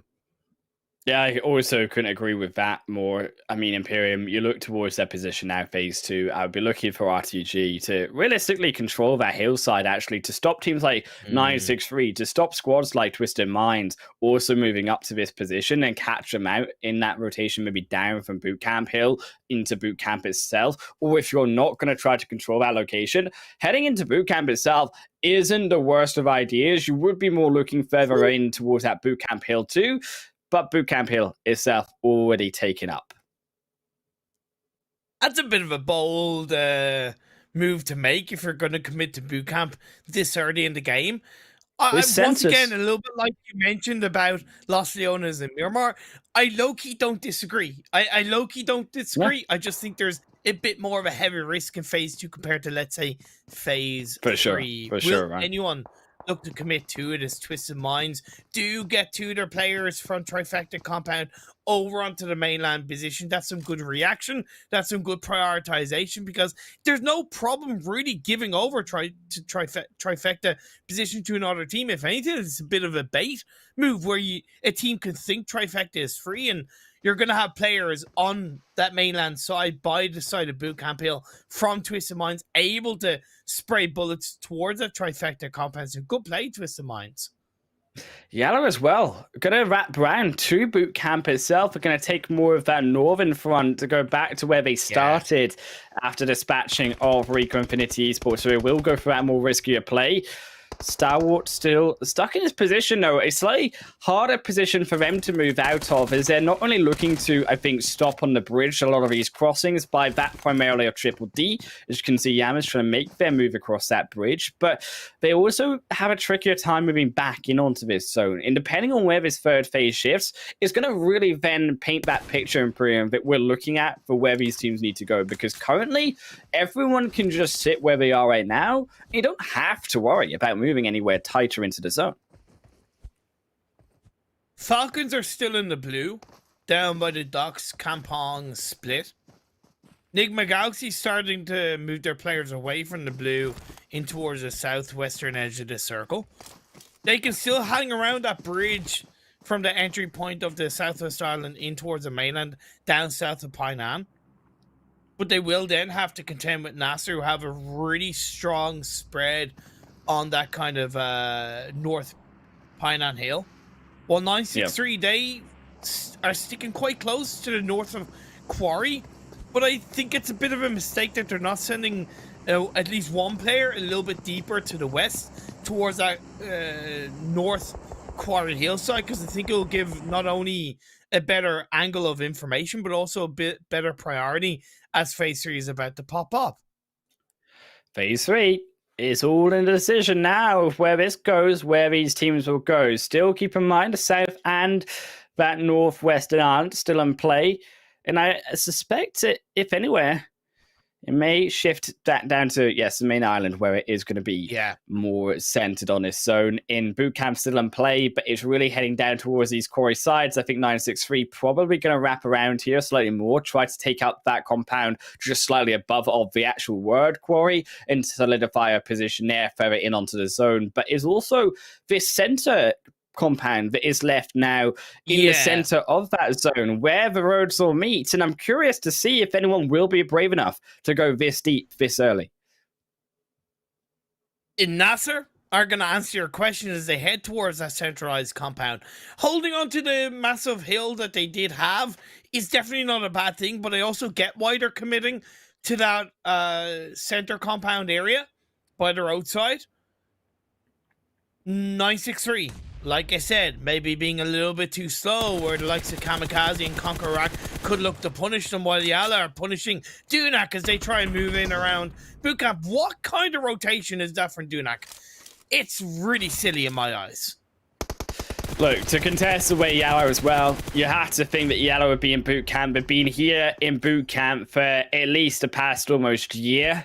This organization has non-stop loved this location. So for Dunak, quite frankly, to try to contest it, it is bold, because YaLLa, if any team, are going to know it's like the back of their hand, but Ragnar, a sneaky little knock there coming through from Dunak, and he opened the door just slightly.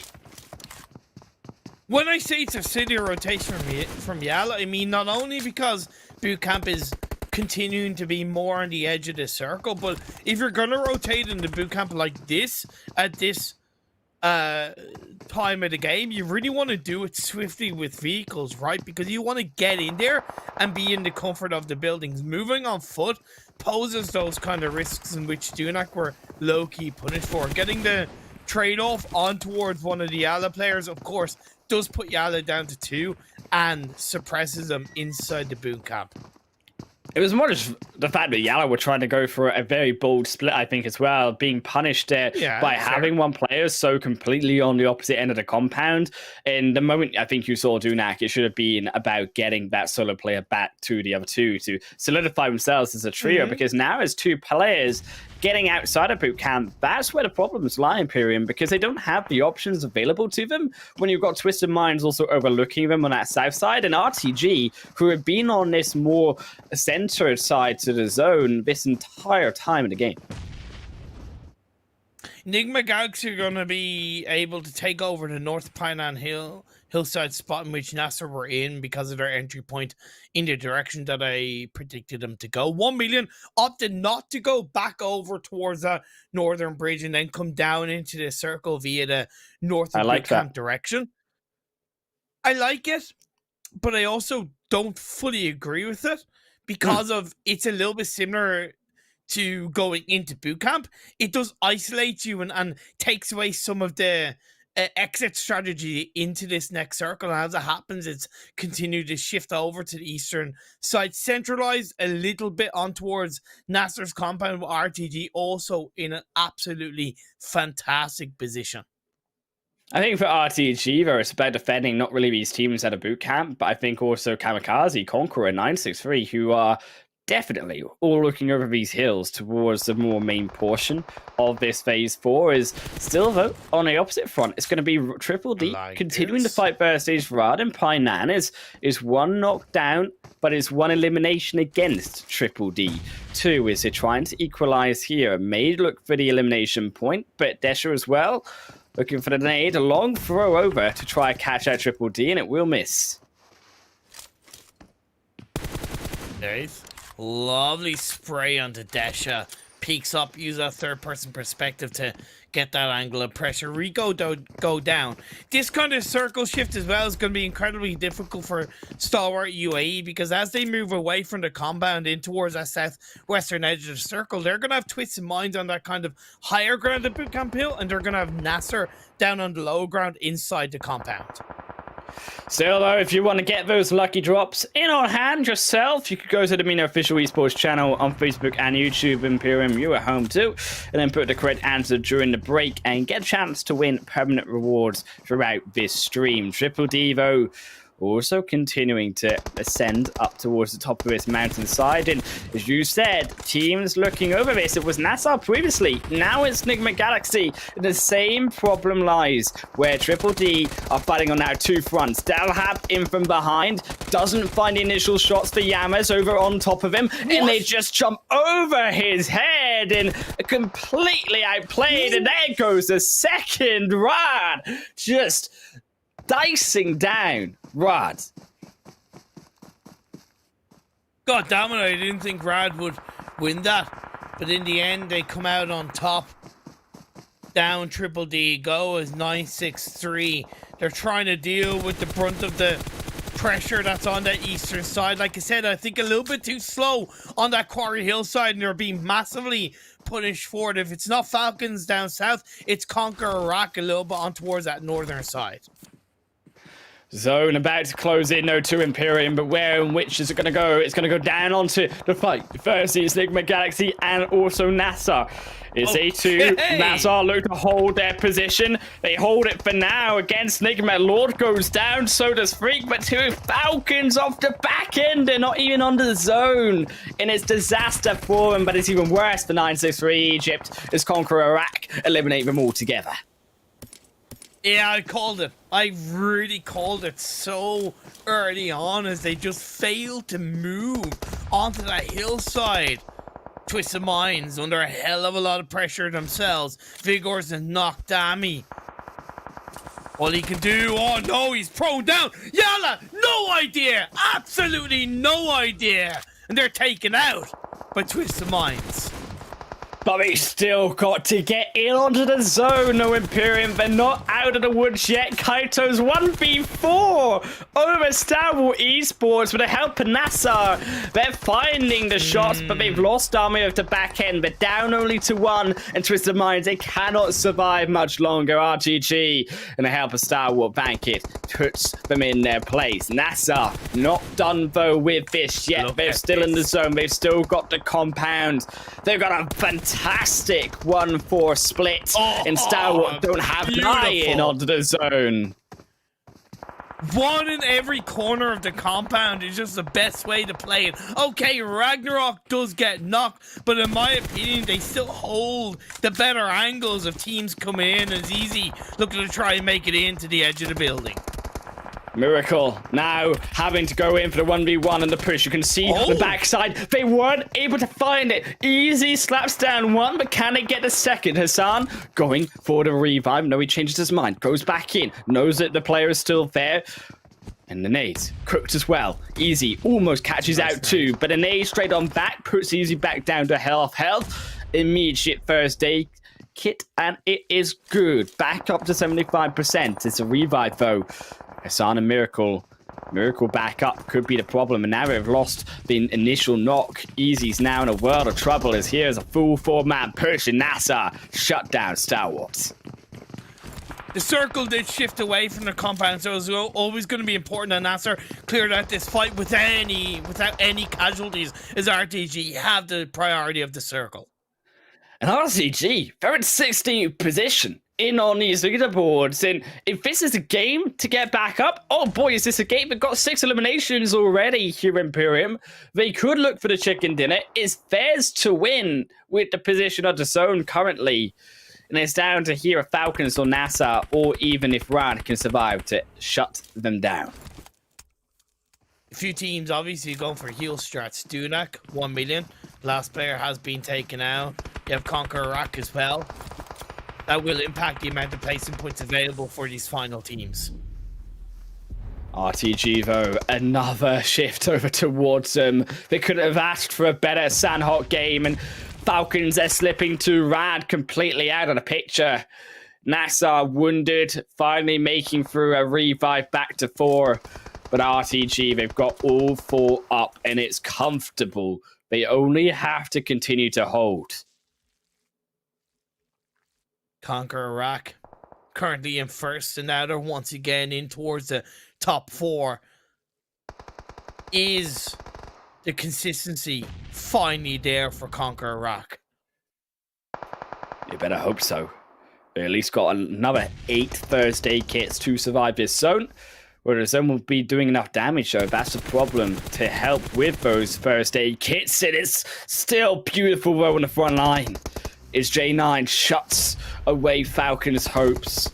And now NASR's opportunity to go into as they find one back. NASR overtaking the elimination onto Never Alone. They find a knock onto RTG too. Ragnarok snaking away, but Yusuf is still alive. Also waiting and waiting and waiting for NASR to come closer forward for potentially the upset, but they've not noticed him. All eyes here on RTG. As Falcons resort back to healing. Yusuf not interested in the fight. It's down here to NASR and RTG as Hassan loses out 1. The spray in is somewhat of an attempt from Rever, but at least we're down to our final 3 as Rever will fall to the zone. NASR, the one player they had in the edge of the circle, has been taken out. They're down to 3. Falcons still surviving too, hoping that the fight will end up quicker, but I doubt it will be that quick in all. Maybe change my mind as KJ9 went straight on in. They wipe NASR off the face of the planet. In Falcons, they steal 2. I thought it might be a longer fight, Imperium, but RTG, they were not entertained with the idea of a long, drawn-out NASR fight. Falcons secure away second place. Oh, is he going to be here for a while? Closer to zone with 16 first aid. Gets an RTG. It's time for them to do a victory dance. Still a great back-to-back strong results for NASR Esports, right? Second place in game 2, third place in game 3. I think they played that game really well from the compound overall. A little bit of pressure initially from kind of Stalwart, but for the most part, they overall won the fight, and it's RTG to take the chicken dinner. Really well played from them. RTG are looking so good off that game, and we said it at the start of the day. I said it, Imperium, when they look like they have everything going for them with the synergy, we have the ability to then come together as 4 members strong, and it looks so good. And it's why they were on top in the beginning of the tournament, but as they have slipped, I think it's that synergy that hasn't been there for them as much. Just see that now in the finals, that's a confidence booster that he needed, and I hope that's a confidence booster it's going to drive them further forward in today's future games. They didn't have that much pressure on that compound outside of boot camp and the hill area around it, to be fair. Teams were more kind of prioritizing the western side, the southern side, and the kind of, to an extent, the eastern side. But it doesn't take away from the fact that they reacted to the circles relatively nicely. They didn't have too heavy of a split, but they also didn't stay too tight to each other, and in the end they were able to control the circle and grab a chicken dinner, as we see them getting 27 points. Like, the amount of elimination points does speak very highly to what they were able to do across this game. Yeah, they weren't sitting waiting for the zone. They didn't just get blessed by the zone. They were actively taking out people in this game and finding the elimination points through in which they needed to get back up on this game and up on top of the finals. Overall, as NASR also, though Falcons taking that second and third position, that is very important for Falcons, particularly as, yes, CONQUEROR begin to run away with the game. But with Nigma and Rico not here on this first page, it's a big step up and a little bit of a closing of the gap here for Falcons in the overall standings of things. Yeah, it is. However, I just have to continue to point out CONQUEROR and that consistency. Have they gotten rid of the volatility? Have they gotten rid of the kind of, you know, the 1 pointer here, the 1 pointer there, the kind of one good game, one bad game, one good game? In yesterday's 6 games, yeah, okay, they did have 2 very poor performances, and that's really not ideal. But in today's games, out of 3 games played so far, they've only had 1 kind of poor game. So I say that's initially a bit of a booking of the trend for CONQUEROR, and it's just going to help them seal this first place a little bit more heavily coming into the second half of today's games. And for sure, especially with, as we said, the fall with Nigma Galaxy, Rico Infinity Esports in particular here were the ones to try to challenge them, but only 1 point because it was YaLLa who shut them down so early on. Revolution only fell quicker because 1Million quite literally ran them down from the first moment they landed. I'm really interested to see where that's going to leave NASR after this third game in terms of the overall standings, because the likes of Revolution didn't really have a good game, who were ahead of them. 1Million didn't really have the best of games, still not a bad performance from them, and of course a couple of other teams around them. This Sanhok game as well, it initially hung around the trifecta compound, but very early on in the game, for the most part, it did show itself to end on the mainland, and I think that allowed for a little bit of a non-Sanhok-esque end to the game for the most part. Like, it's rare that you see a confident 27-point win from a team in Sanhok. So just once again to kind of highlight, really good game from RTG and how good they played that Sanhok train and how good they held down and locked down that southeast of boot camp position. Yeah, I think also props to NASR. Yes, it didn't get that second position like I think they maybe could have deserved by result of Falcons, by result of CONQUEROR healing. But you have to admire the strength and the decisiveness of also taking that compound in the center. I said it was going to be a very decisive position later on in this game as we check out the best oppo moments, but I didn't imagine it would be quite as important as the zone shifting right on top of it. Exactly, and sometimes you can't prepare. It's all about adapting, and the adaptation was there for a multitude of teams. 1Million ended the game with 9 points. I think more could have been earned if they had have rotated, I think, from that northern side rather than the western side. If it did force their hand to go for a heal strat, and you know what, that's fair enough, because at least they realized that the side of the map that they were rotating in forced them to have less exit strategies, forced them to adapt, and indeed they did, to grab themselves 9 points. So as much as I didn't agree with how they rotated, they at least recognized the risk that came with it, and they had a plan B around it. A lot of fighting, though, as it came to this final point, and I think a stellar performance through from NASR, particularly to at least get themselves 4 members back up, as you said, it highlighting so important they were able to get those extra shots in. I think it was all off easy. Not really confirming that extra point, I think it was possible to have gone a little bit further through. Instead, NASR also finding the extra shots and to their demise by the hands of RTG is they were the ones who just, I think the decisiveness surprising even NASR from them to just go straight in for the fight. Yes, they for the initial knock with J9, but the rest of them were all there to back them up, and that's the synergy which we were looking for all the rest of these finals from RTG. But if you at home want to get your own chicken dinners worthy prizes up yourself, you can go to the Mina Official Esports channel on Facebook and YouTube and input the correct answer during the break and get a chance to win permanent rewards. You can see them, I assume, on your screen how fiery and how blue they do be looking. Hey, look, watch the stream, get free rewards, answer a couple of questions. What more, right? As we are going to go for a bit of a quick break before we get ready for game number 4 of the day. Lots of action still to come. Don't go away.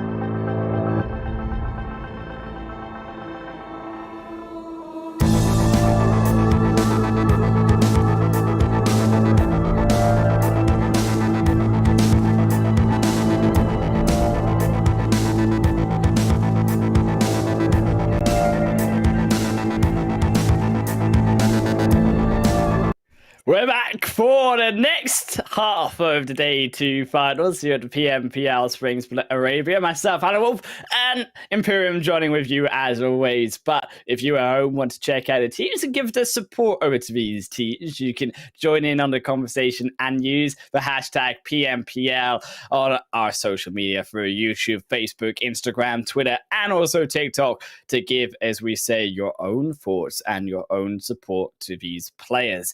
Imperium was a big game, though, big positive for RTG Esports KURDSQUAD as they were able to get that chicken dinner on Sanhok, but can they keep that up? Because they were in 16th, they may have risen, but it's a long way to go still.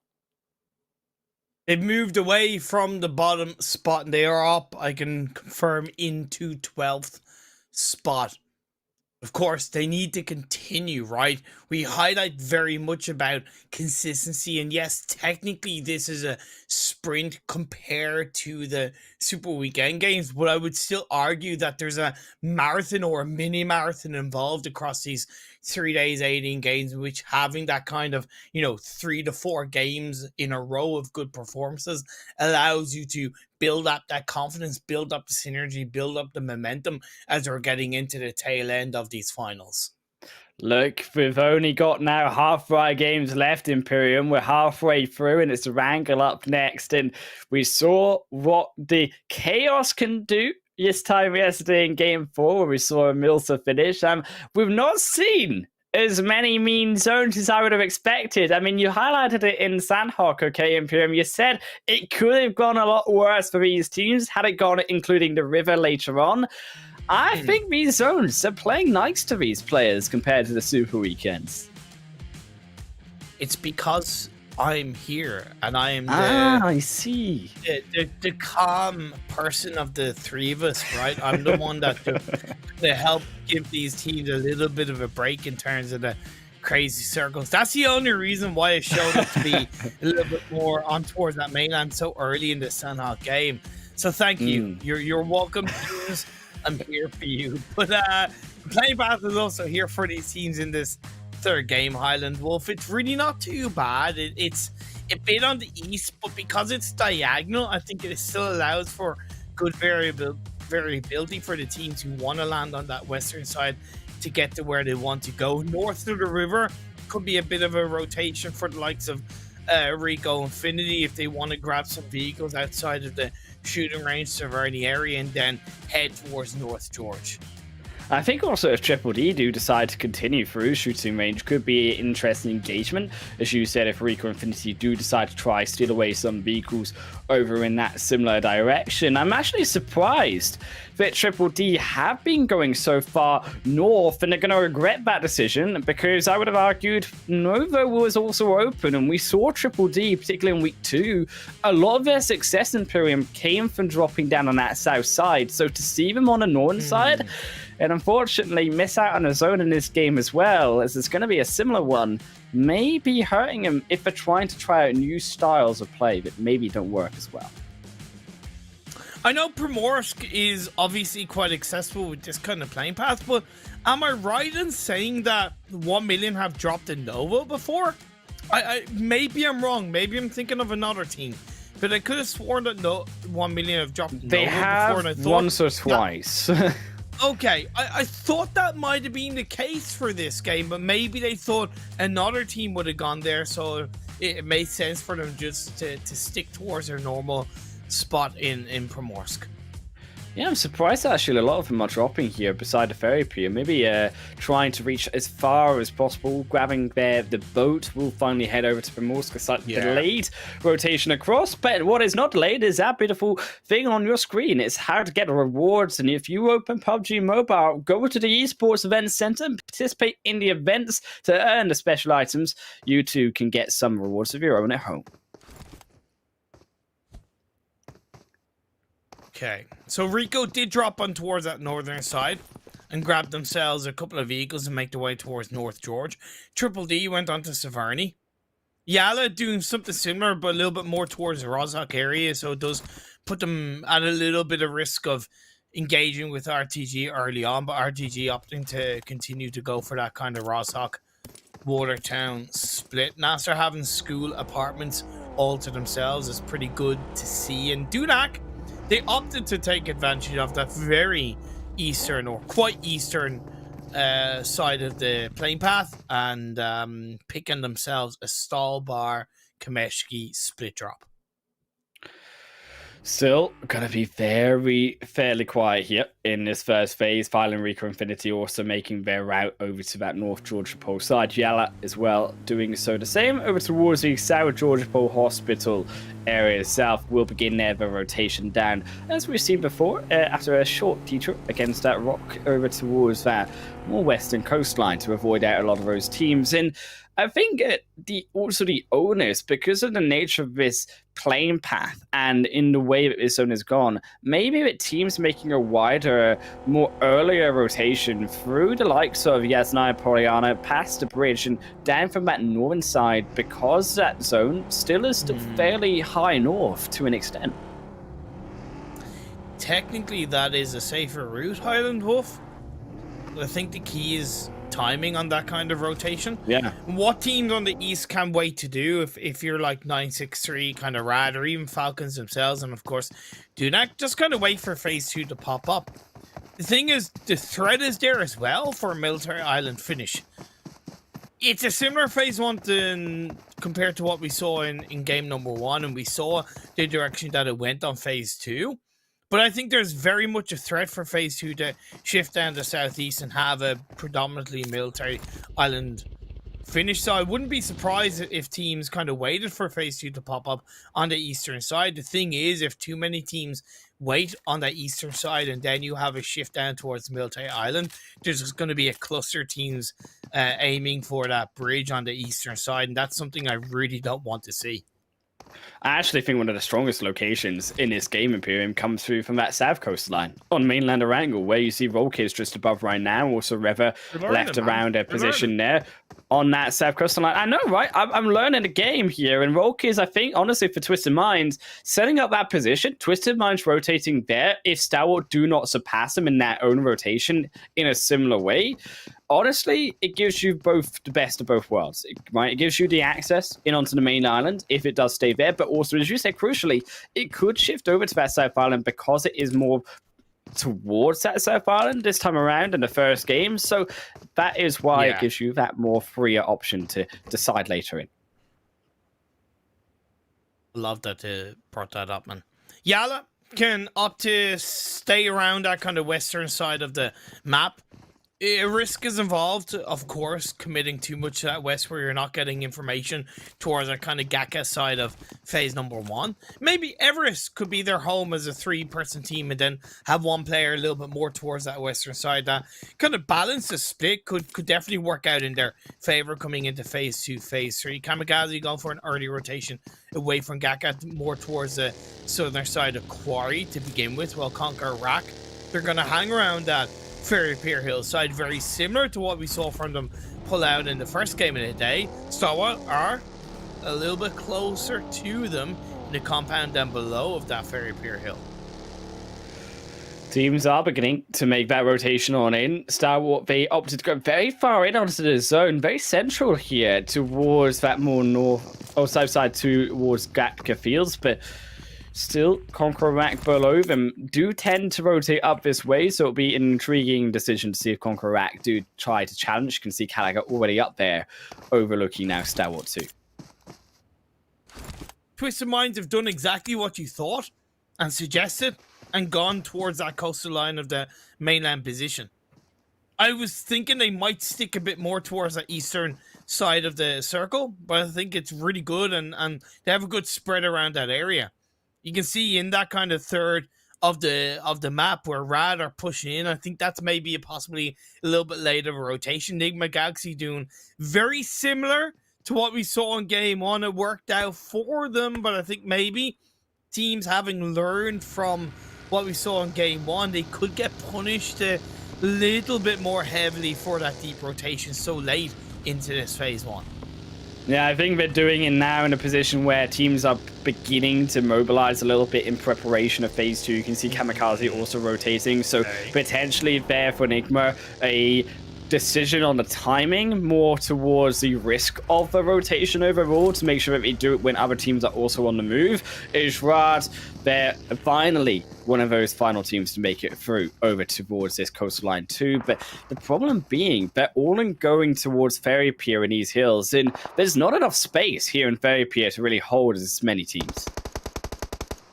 There's a cluster of buildings that you're able to at least in some way hold down. Roof from Nigma Galaxy up to go a little bit shy up towards the north, down to south of Quarry, and create a bit of a pinch onto Kamikazes and make it into phase 2 sooner rather than later.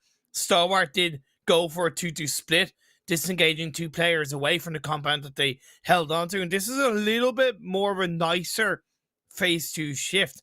It does still have a good kind of 20% water in play, plus that western side of Military Island, so it is still more like a phase 3, phase 4 on that mainland, but I do think it's a bit of a more predictable phase 2 shift compared to the first game of the day. And it's now also very similar to that first game of the day. So how have these teams learned Imperium coming off of there? Because I think there was a lot of mistakes coming through in the rotations in that first game. We saw a lot of far rotations. And I wouldn't be surprised to see that adaptation in this game 4 already, to see teams try to hold off, maybe for that more outer ring rotation as we see in other regions, try to scout out a little bit slower their position into the zone. Because as we say all the time, this region is very aggressive at getting into the center of the zone, but in zones like these where it's so uncertain still where it's going to go, it can cause a lot of problems, and you are relying on luck in that sense to an extent. The biggest area that I see being able to hold down in this kind of circle is North Quarry. Nobody's there. North Quarry is absolutely fantastic inside this phase 2 because it's not too deep in the center. It's high ground. You're able to get information on the other side of Quarry. And I think you're able to also cover it behind you on the south side as YaLLa are going to engage onto RTG. Yeah, I would have to agree with you. The hill there too, Imperium, is beautiful for overlooking at Gatka Fields, where those teams may be hiding further out. It's right in the midst of a fight. I'm not sure they really were looking for all that much. Is their Conqueror or Revolution will strike one back, but it helped the Conqueror to finish him down, and Rad losing now a second.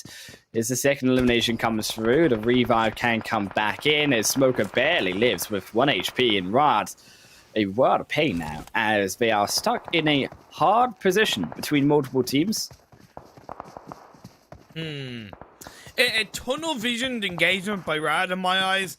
Absolutely no need for them to really push Revolution in towards that Ferry Pier compound. They should know and be aware that the position they're in is going to be hotly contested. It's going to have, for the most part, more than one other team in them. And you mentioned CONQUEROR.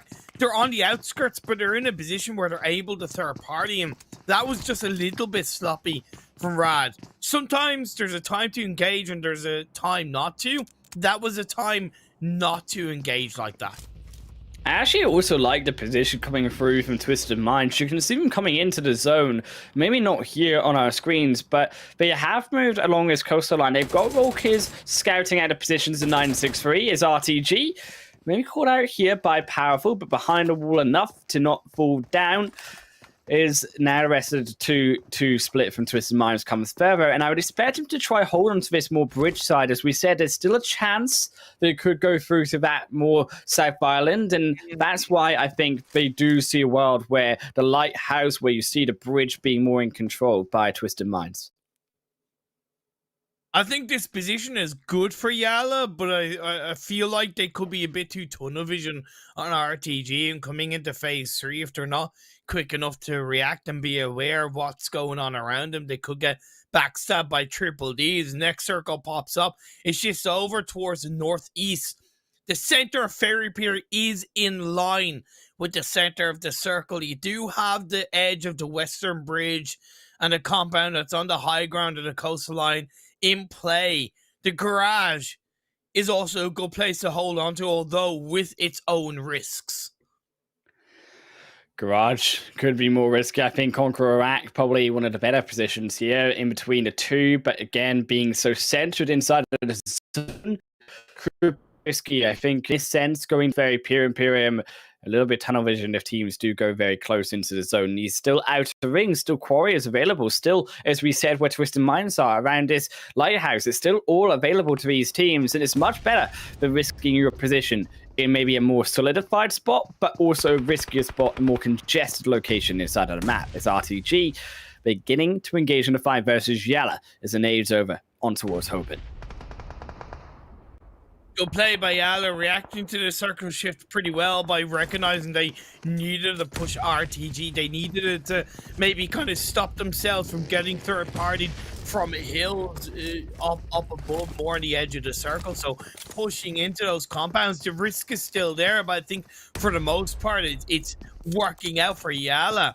Hopen is isolated on his own as Sanji was taken down. And that's some great pre-firing for Hopen. Looking for the second and it worked out. That was not how you play it. They weren't going up at the same time. RTG. Slight error, Imperium, when it comes to the timing of getting up that staircase together and Hopen able to find the 2-piece so easily. There goes the third. Only one will get away for RTG, but it's all but done and dusted. The damage by YaLLa Esports. Phase 3 blue zone is closing in. Stalwart do have the Ferry Pier hillside. It was given over to them by CONQUEROR, who committed more to those Ferry Pier buildings down on the coastal line of the mainland. Nigma Galaxy, they committed very early on the rotation and they still have a full squad up, but 1,000,000 have the very kind of, I forget exactly what it is. It's the direct pier, right? It's the key of the Ferry Pier. They have that locked down. They're going over to the edge here of Ferry Pier, looking over towards the gangway, in on towards the ocean. Rico Infinity Esports also pushing vote into the warehouse of NASR as the nade over the top tries to find one. The cars flying each way and everywhere. So is that nade, but it slices down somehow into the face of Bandar, and Bandar feels so bad about it as that revive comes back through, but a knock back in onto NASR slows the engagement onto Rico Infinity. Also, more nades, also finding Miracle slices its way out, but not enough for ONEMILLION. And now he bruised by Rico Infinity, either caught on the back though as Hamco moves in, but the damage, as we said, is inside the warehouse. It's going so well, but so badly now as a turn, but Bandar is there to save it. And it's down to the 1v1 here between Rico and NASR. NASR so desperately need these points, they look for the turn, and they find it, run straight over the head of Rico Infinity, and Rico down at 16th. Oh my god, not gonna lie, this was not a pretty fight overall. NASR got definitely a little bit lucky. I really like how Rico approached it. The one player from NASR who ended up going down was a bit of a saving grace on the outside of the warehouse, but I feel like they should have disengaged a little bit earlier on. It's so incredibly difficult to win out a fight inside that compound warehouse. The next circle centers up quite nicely. CONQUEROR, Nigma, Rad, Revolution, 1,000,000, along with 963 and Twisted Minds, cluster the south half of this circle. Oh, and Triple T, we only watched them fall. Is YaLLa bite them into the dust as all three drop, and it's 7 eliminations already for YaLLa. And it's only begun phase 4. They still got to get closer in. If YaLLa can keep this up, this is the game they need, Imperium, to also resurge themselves back on top of the leaderboard. The domino effect of pushing on to RGG as early as they did allowed them then to protect their backs and take out Triple D from behind. Really well played. It's going to be a little bit tougher for them to enter the circle on that northwestern side. Yeah, okay, Dunak is holding it down, but KAMIKAZE is a little bit more towards that straight central east/southeast, southwest side of the circle, which allows them to maybe third party YaLLa and Dunak. All the positions, though, taken up, and it's a risky move for YaLLa to go so far in. Power, of course, going to be the scout to try to solidify one position inside of the zone, at least as the rest re-rotate in through Gattaca Fields. The information given over to them. The rest here of NASR, also another knock against them, I believe, as the Falcons joining in on fight. Unfortunately for NASR, they aren't out of the woods yet, with Falcons overlooking them. Nigma Still holding down Fairy Pier as a full squad, 0 eliminations so far in this game. 14 teams left, 47 players live. Twisted Minds, big spread they have on the east/southeastern side of this phase 4. I look at them as really being able to control this game quite confidently. But 9-6-3, they're together as a full squad, nearer to the center of the circle. I look at them as a pretty big threat inside this game number 4. Albeit though, YaLLa, they've got now inside of the zone too, and they've found themselves all three still there. Crucially, Dunak are overlooking them though. We know someone is here, but for Dunak to situate themselves in this fight is also a concern because the zone is closing in Imperium, and Dunak, and like the rest of these teams, do not know which way it's going to go.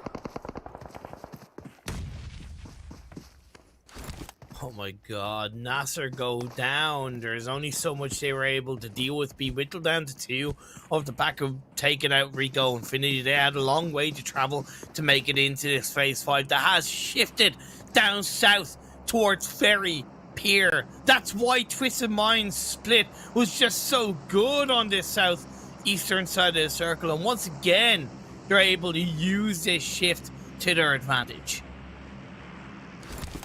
Dunak still overlooking YaLLa. YaLLa looking for the push in. The zone, as we say, has gone far away from both of them. Ragnar actually only going to try to bait out the shots to try scout out a position. Any opponent is far ahead, but now that no one fires, maybe we get the full sense of security, but no one is here, and Dunak still very patiently waiting on the backside, but also the concern is finally phase 5. It closes are now in, and all of these teams need to make a further assault in onto the zone. But if you at home want to get your own piece of the prize, well, it's there on the screen. Go to the Media official esports channel, Facebook and YouTube, and input the correct answer during break and get a chance to win permanent results. There's only a permanent position here for KAMIKAZE. It's put down into the dirt. Is Revolution all over the top of him, but so is everyone else. Dunak full sending it in as this is eliminations everywhere as KAMIKAZE somehow still alive. All hell has broken loose. The dam is breaking right now as teams scramble to make it into the edge of the circle every which way but loose on that western side. The Ferry Pier buildings allowing a couple of players, a couple of teams able to at least initially make it in, but then you have the barrage of nades, the barrage of bullets from teams who are a little bit more solidified. And as you can see, it's a lot harder for KAMIKAZE. They're able to fend off Revolution, but Stalwart are a little bit behind them. Easy taking his time as the rest of his team get a couple of revives off. KAMIKAZE still, though, they're not out of the smoke yet. They're not into the clearing as Kante still not in a safe position. Nigma also closing in behind them. There they begin to summit, but I think they're looking more over towards here, the side of Revolution. Revolution, the bigger threat for them, but as is looking for the nade over. Almost hits Ralph to death, but it's not going to be the not confirmed. Bails a flash bang through, but it's not going to help them in the 3v1. They don't know where that nade came from, and Aziz steps up, get the double knock, I think followed by a triple, and that's a 1v4! With the help of Rad, it's a 1v3! KAMIKAZE take down Nigma!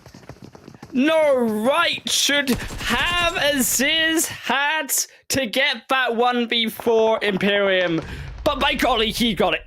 In Kante, now the rest of their team, Datu can begin to summit, can begin to assault onto Revolution. The nade, the smoke's not going to hit true just yet. And off the back of their momentum, they've got a combo. They've got to take the breath. They've got to take the moment, but they can't because it's a back end. Rad shuts down Dar. And now from that third party, it's all going to pieces for KAMIKAZE. Oh my god, and as it all went down, the circle shifts on over to the east, and once again, Twisted Minds control. They rip through the players of Falcons as easy as that. Slicing a piece of that pecan pie that is this fourth game in Erangel to set themselves up for another confident finish. We continue. The trend is Revolution and KAMIKAZE getting ever closer. Revolution, they still have not moved though. Through the fights of Nigma, through the fight of KAMIKAZE, finally they look for their moment. As Darkness is a full sending it in onto the zone, and they make it work. The Conqueror, Gallagher is there, but gets sniped back by Aziz. And Aziz is somehow still alive inside of his zone, but he needs to move in further. KAMIKAZE, you woke up in this game 4 and you chose absolute violence. Violence, so is the answer as Revolution is taking another 3 knocks for Kante. But it's double 1v3. Kante wants a piece of it too. And KAMIKAZE, yes, he still needs to get onto the zone, but to make it this far, there was no right that KAMIKAZE should have been alive to this point in the game. Oh yeah, they took risks, but you know what? You don't get anywhere in life, in PUBG Mobile, if you don't take risks sometimes. That's exactly what KAMIKAZE did, and they've been rewarded for it. Down on the south side, 1million. I said they were holding on to the key. Down south of CONQUEROR, and now they're striking massively.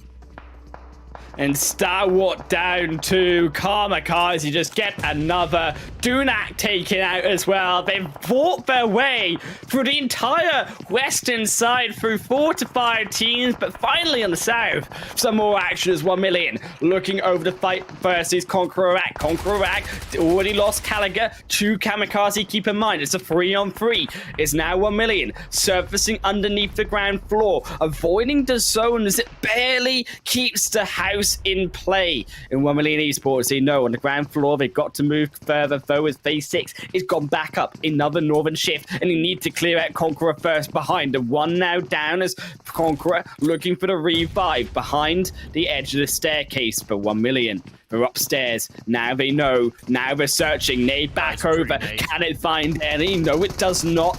They avoid it. Jabal finds one. No, and they're being run over. Now Zakaria comes in, finds a 2, finds a 3-piece. And 1million, a perfect, did you say, execution of KONQUEROR rack. They do have to now move out of the buildings in towards the southern edge of the circle, and I think Twisted Minds are going to have their number. Look at the control. The spread Twisted Minds have this game. I highlighted as well 963. Maybe they've been a little bit more quiet on that northern side, but the circle pushing in their direction now allows them to move and take an element of control into the final moments of this game. And 1million Esports, they have at least found their positioning. KAMIKAZE, they're still alive, but we're down to 2 players. They lost one in the back of the engagement behind 1million in KONQUEROR rack. Twisted Minds were the ones who found the elimination through. And there comes the extra 1-2 from 963. Messi, Zuxi shuts them away. Easy with the knock on the Rokas. Vigors is taken down. Twisted Minds left with kind of 2, now turning it up onto 3. All that while 963 able to take down KAMIKAZE. Just could be a 963 chicken dinner. It could indeed, but 963. They need to hold off the zone. They're still closing in. They're still got an angry 2-piece of 1million. They're still got an angry 3 of Twisted Minds coming in further into the zone. That's the extra one they need, though. Twisted Minds fighting the other team. Now finds the 1 onto 1million, and it's Twisted Minds looking for the duo, but they didn't check behind them. Zuxi knocks into Itty for the elimination, and it's the next one that goes down as Dami also to fall. And Twisted Minds, they barely survive into at least second, but it's only Rokas to show for it, and the captain of the team cannot put a performance this Valorant up as Nosa finds him, and then the rest of them close on in. Rokas, I think the time is numbered, and there comes the extra spray through, and there comes Swipe 3 with a chicken dinner. What a game.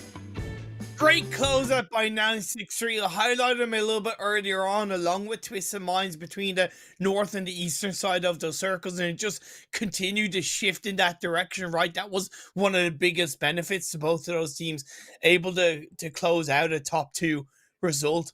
But this was easily, I would arguably put up there as the most entertaining PMPL Arabia game, not only because of some kind of awkward circle shifts, but I saw so much from KAMIKAZE in terms of just brute force, taking the risks, a little bit of opportunistic play. I'm just kind of going, oh my God, what is happening right in front of me? And they were the rulers of the West. They were the kings of the West, and they fully deserved the result they got. Very, very well done, Kamikaze. I want to see more games with that kind of confidence. Look, Kamikaze, 10 eliminations for them. A stellar performance that we would already expected out of the top of here in the PMPL Arabia, but they show it when it counts. 963 also showing up with a chicken dinner too. Needed these points as well, and it seems to be here in day 2 Imperium, the resurgence of the lower teams coming back in onto the top of the leaderboard in fighting, saying we are not out just yet. 1,000,000. Take a bow, sons. Very well played. Only 5 eliminations. It was a bit of a weird game from them, right? Because they had a 3-1 split between Primorsk and Military Island. And I think we got to phase 2 or phase 3. And one of the players that was in Primorsk actually got in a boat, drove to the edge of Military Island, picked up Edie, and then drove them back in towards the corner of Ferry Pier. So it was a little bit of a weird game from 1,000,000 in terms of an unorthodox rotations. But when push came to shove, they went in onto CONQUEROR and they got themselves a squad out and got themselves a hell of a lot of points. It was so important, though, because CONQUEROR going down, it means, again, we're trying to stop the points, trying to stop the climb of those in the top and those in the bottom. As we say, the lower teams trying to catch up to them. Rico Infinity Esports, another disappointing game from them. It was all down to NASR with their 4 and only elimination points on top of them, at least securing a little bit of those placement of these elimination points, should I say. But it's still down to not just Rico, but I think many of these other teams on that first page currently of the overall rankings. Falcons, Nigma, Triple D, all 3 of them also struggling. Like CONQUEROR in the last 3 games have gotten themselves 13, 12, and 19 points. That's the Rico Infinity level of consistency, right? They are 27 points ahead of second place alone. They're then another, 12th, nearly ahead of third place. Right now, CONQUEROR are starting to low-key run away with it. That's an average in 10 games, Highland Wolf, of 13.7 points per game. That's incredible consistency and incredible averages. And it's considering that they've also had 1-2 point games, how huge those other games must have been for them. But I said it, I whispered it there, 6 points between 3rd and 8th position, at least here in Imperium. Wow. It is so close between all of these teams, it is not even funny. I'm actually blown away with that. I'm really glad you pointed out where we highlighted different aspects of the top leaderboard. Moving on to the second page, Revolution in 9th, 963 off the back of that chicken dinner have jumped up into 10th place overall, only 1 point behind Revolution and Rad down below in 11th. Unfortunately, RTG, they had moved into 12th in the previous game in Sanhok, but now they're back down to 16th. Look, there may be a gap for those teams down at the bottom, but as we check out the best upper moments, we get to see at least how some of them were able to climb up, and it all came off of NASR beheading down the Kings of Rico Infinity Esports. Yeah, that's just something we weren't necessarily expecting, especially the area we saw. And YaLLa, I think their performance in this game was a little bit overshadowed by Kamikaze in towards the tail end, because they had some really good fights on the edge of the circle. Maybe a lack of direction or a lack of risk taken in the tail end of their journey in the previous game, but it was still a very good initial start for YaLLa. Look, yeah, they got 7 kills off the back of those initial 2 fights, but Kamikaze for sure stole the show. They're also 1,000,000 cleaning up out CONQUEROR with their own 4 kills, at least bringing themselves to that 3rd position. But Twisted Minds 2, respectable 2nd place in 963 with their overall chicken dinner. Just such a good game. really incredible stuff. And you could also get yourself incredible luck with the lucky drop. Go to the MENA official esports channel over on Facebook, YouTube, input the correct answer during the break and get a chance to win permanent rewards. So watch the stream, answer the questions, win rewards. What more do you want, Highland Wolf? What more do I want? Well, I want a little bit of spice in my life. I want some Miramar here to win the Imperium, because that's the next game up above. But I'm going to hold it because it's just before a quick ad break. We'll see you guys then.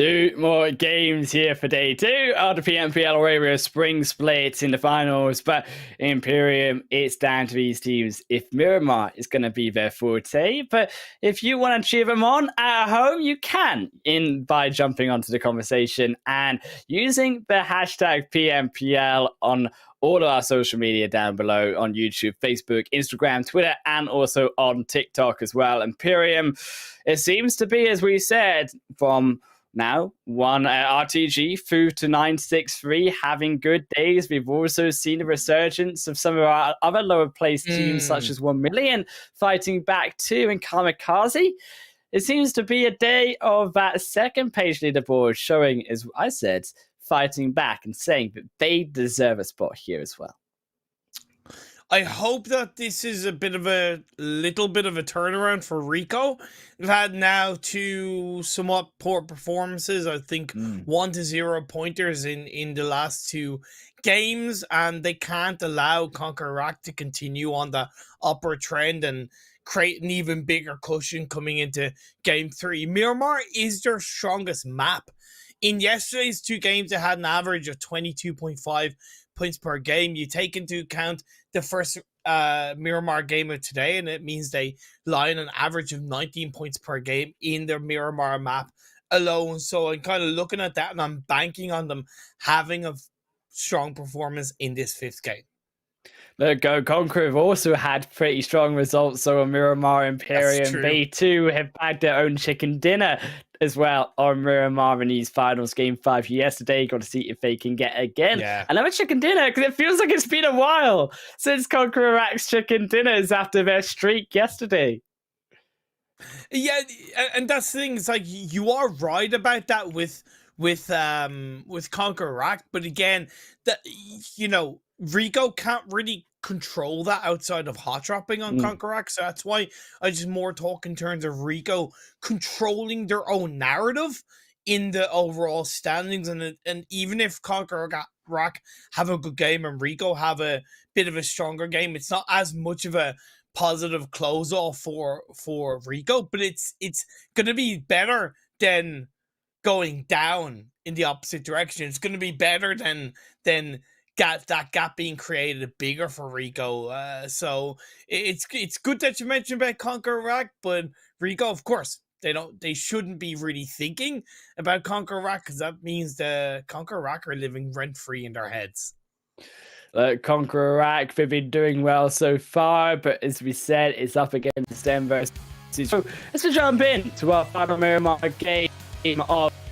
So I think there's been big resurgence, not from our lower place teams, but also the likes here of Falcons, but also like YaLLa, Nigma, also putting maybe a slip on their pathway through some recent games too, like Rico, but they also have been making it there.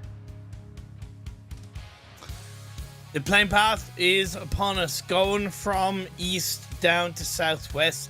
It's generally quite central, and I like the fact that it's going from the east over to the west. It's going to allow these teams to generally get to their drop spots for the time being. Triple D going towards Impala, 1Million going to be heading towards the Al-Azhar, in towards the split around Junkyard as well, while Falcons are going to go to Cruz Duval. Phase 1, where art thou, Phase 1? Where in the map will you punish these teams? That's what I want to know. Look, I thought you were supposed to be the nice one, Imperium. You're saying about punishing these teams. Do I have to now take over your role and be like the nice guy in this out of the two of us? Because I thought I was supposed to be the evil one sending the zone down south once more. Oh my god. This is deja exactly the same. We had it in the Erangel game on Phase 1, although it did end up it in day 1 too. We had it in day 1 too. Man. I don't know what it is. It's the finals, man. It's the finals. Okay, so here's my rough theory. Okay. Here's my Illuminati level of theory, right? In the first Erangel game, right, the circle started in a certain area, and it shifted over a little bit more towards the west. For the most part, a little bit more towards the west, right? But in the next Erangel game, it started in the same area, but it ended more towards the east, okay? That's one part of my theory. In Miramar, in the first Miramar game of the day, it started in this same area, and it kind of shifted a little bit more towards the west/northwest, right? So in this game, based on my theory, it means we're going to have an island finish. Is that what we're getting? We're getting an island finish? It's Imperial! my Illuminati theory, but that's it. I'm putting it out there. You can't excite me like this, okay? My little baby heart can't take it. You're telling me an island finish? I've only ever had one of those, and that was all the way back in the PMGC. I've missed the island finish, Imperium. I've missed it. I know. Look, the chances of it happening are very slim, but I thought I'd put it out there based on what we've seen so far, and why the hell not? Why the absolute blue hell not? Now, Stalwart UAE, Highland have gotten pretty close towards this edge of Los Leones, and that might put a little bit of a threat onto NASR's position. It is because of that kind of playing path, which has allowed to Stalwart UAE to create a bit more of a heavy spread. Plus, maybe they've learned from the previous game and thought, okay, well, we can look to put a bit more pressure on that east of Los Leones and take a bit of landscape away from NASR in the early parts of this game. Do you know what I'm disappointed, though? Do you know what I'm absolutely disappointed on? Is we don't get to see in this tournament YaLLa and Falcons go up against Picado, because it used to be like the highlight, okay, Imperium, of all of last year. YaLLa versus Falcons. Now, Falcons usually would come out on top. YaLLa, I'm surprised they're still here, to be honest, and Falcons have left. Falcons obviously opting to go up towards more Al-Azhar side in recent days, and YaLLa being re-allowed to go back in onto Picado free of charge. I am just surprised that Falcons were one who moved, because Falcons were the one usually on top. Even though they would usually come out on top, at the end of the day, in a hot drop, nobody wins, right? Realistically, nobody wins. So I respect Falcons for disengaging away and opting to give Picado over to YaLLa's Ragnarok, is going to give himself a bit of a free elimination onto Stalwart, and that will send a message to Stalwart and say, okay, you want to try and threaten us? Well, make sure you actually know what you're doing, my friend. That's our good job. Still continuing for Stalwart, a little bit of tricky 360 720 flip. It looks pretty darn cool, but NASR disagrees. Still, though, still gonna get back on into the car. We're gonna be safe for another day. That was a little bit dangerous. So I mean, as beautiful as it looks, so Imperium. I mean, I love my 720s. Okay, don't do it in front of someone else when they're sniping you. Well, aren't you meant to pull stunts in front of an audience? Right? Not this type of audience. Not this type of audience, Imperium, okay? No, fair point.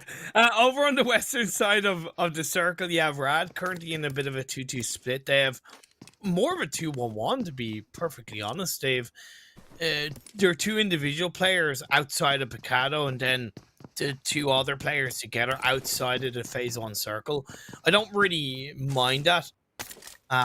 Inside this phase number 1, they will want to be aware that there is a team KAMIKAZE in around the Chumacera area that Twisted Minds like to go to Monte Nuevo. I don't think Twisted Minds are going to be too much of a threat, because generally they like to leave it a little bit late moving into these early circles. And I do want to see a correction. Highland Wolf from Nigma Galaxy, I really felt like they moved into phase 1 in the first Miramar game a bit too late, and going a little bit earlier might fare off a little bit better for them. So could we say that the rotations for Nigma are potentially a problem here? Because I feel like we are oftentimes saying for Nigma Imperium that the rotations are too late or too early, or maybe too far or too short. So is this something that we need to improve? It is, of course, and you're not always going to get it right, but they're an experienced enough team to be able to put themselves in a position to adapt quicker than other teams. It's getting to the point, especially in these finals, where we need to start holding them to that high standard they reached in PMGC, or at least wanting that from them, right? That's often what can make the next year of a sport or any kind of traditional sport so harder to match when you've had such a good season before, such a good year before, because now Nigma Galaxy know that they're coming into this PMPL when it matters, needing to perform at the high standard they reached in the PMGC finals. Still, it's got to be tough. The pressure definitely felt for them. I have to sympathize Imperium constantly being drawn back to that third place in PMGC. Yes, it was great, but we know in competitions and in esports generally, that having that pressure from one year can unfortunately correlate into a little bit of a negative result coming into that next year after. Hopefully, it's going to be very different for Nigma in this case for them. They have a clear road in onto the zone. It should be an easy first phase to enter on into. No real pressure, unlike here on towards the end of Church and Chumisera. Rod going to find one onto Kante, and there comes the initial knock. Kante forced back along with the rest of KAMIKAZE, but we're going to suffer at least one elimination for it. Clearly stronger train of thought and stronger level of synergy from Rad in that moment to what I said was a 2-1-1 split to join up around that Church on the western side of the phase 1 circle, and KAMIKAZE, yeah, they needed to be aware of them, and that's why they moved into that Church position as a full squad. It allowed them to really shoot KAMIKAZE down outside of Chumisera, and now KAMIKAZE are going to have twisted minds breathing down their neck outside of the circle. Phase 1 of that circle is closing in though as well. Imperium in between the fight, still Revolution and NASR skirmishing a little bit here as that next phase will close in. Not sure if that's the exact moment they want to go, as it's going to be down towards the south side, and it's going to be a zone where a lot of a tricky terrain is going to be in play. Los Higos finish, please, thank you very much. Stop it, Imperium. Stop it. I don't know what it is, man. I think it's just because it's the 5th game of the day, and I know we have one after the 6th side is coming out to play. But this circle is indeed very tricky. But I love this area of the map. It's a less played area of the map, right? So that's where maybe the experience and the knowledge of some of these teams will allow them to really become successful in positioning in terms of control leading into phase 3. There's a lot of high grounds in between the roadsides on both the west and the eastern side of the circle, but that center isn't really a place you want to hold down this early in the game. I would argue Los Leones, in this sense, is slightly easier to hold down, slightly better position. I mean, you can go down towards that more open side. You can try to get in, if you're early enough, onto that more hilltop. But the problem with a hilltop, Imperium, is there's always, it's never been true in the Miramar sense, a place higher than where you are in that hillside down to the south coastline. There's always going to be someone looking over you as long as you aren't inside of that city. If you are going to try hold that location, it can be great for kills. It can be great for trying to catch teams rotating along that roadside, but the catch is that you can also be taken out yourself. CONQUEROR nearly getting caught out by ONEMILLION, a little bit of a tickle from each other, but for the most part they're looking to avoid it. NASR should have heard some of those shots being sprayed out now by KAMIKAZE. That will put them on a little bit of high alert, plus 963 as well on the very northern edge of the circle. Cluster teams around the edge of Los Leones. This is where the path lines and like I said, awareness really comes out to play, because most teams won't look to rotate directly through Los Leones. So playing around the edge means you have a funnel of teams getting a lot closer to each other in rotations inside this phase 2. And this is where something that Zute said to me way back at the start of last year in PMCO North America. Sometimes the unorthodox direct rotation straight through somewhere can be quite effective. So if a team did want to go straight through Los Leones in this kind of phase 2 and end up down the southern side, it really wouldn't be a bad shout. Look, if they want to go take those wider rotations, it's possible, but you've got to make sure you're doing it quickly now, as we are already approaching the end of phase 2 into phase 3. Teams have already begun to establish themselves, and I think if you are going to go towards more of that even west or side though, Imperium, you also have to be worried about these teams as you move down that mountainside too. Yes, the zone is nice now, but if it goes into that south shift, you are running the risk of having to fight a lot of those teams on that side. Not really happy with how late Falcons are coming into the edge of the circle for the most part. I would like some earlier rotations coming out from them, especially considering they would have been one of the earliest teams pushing in, as Phase 3 does show itself up and it centralizes in the mainland of this Miramar map away from the coastline for the most part. A good 40 to, actually no, I'd say a good 70% of Los Leones is still inside this Phase 3 revolution. They're going to react extremely quickly, Highland along with Dunak, who have a good position on that northwest side. CONQUEROR in the fight though as 1million begin to press into the zone, but being caught on the outside of the zone as Grosser overlooking one side, Rever on the other. At least found one knock.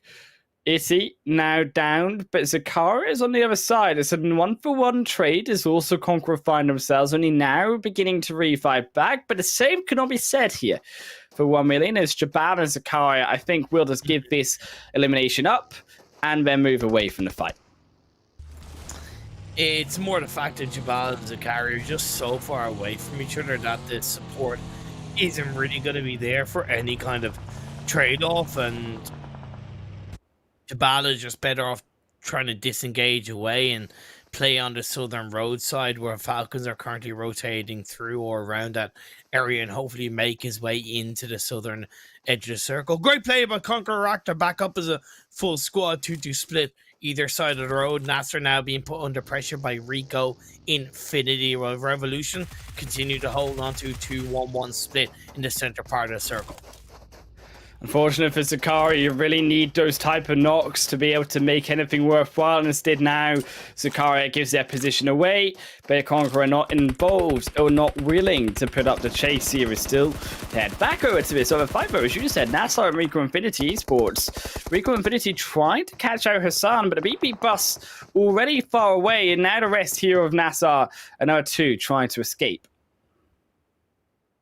Jabal gets knocked on his way into the circle. Down he will go, followed by the final player of 1million at the hands of 963. It just became too hot for them to handle in the desert terrain of Miramar. Twisted Minds have a 2-1-1 split on the southwestern edge of the circle. Nigma Galaxy a little bit further down south in their own little spread. I like how a lot of teams are really positioned inside this circle, bar the teams that are coming in late, such as Team Falcons and to an extent Triple D. Most of the other teams have some really strong positions laid down.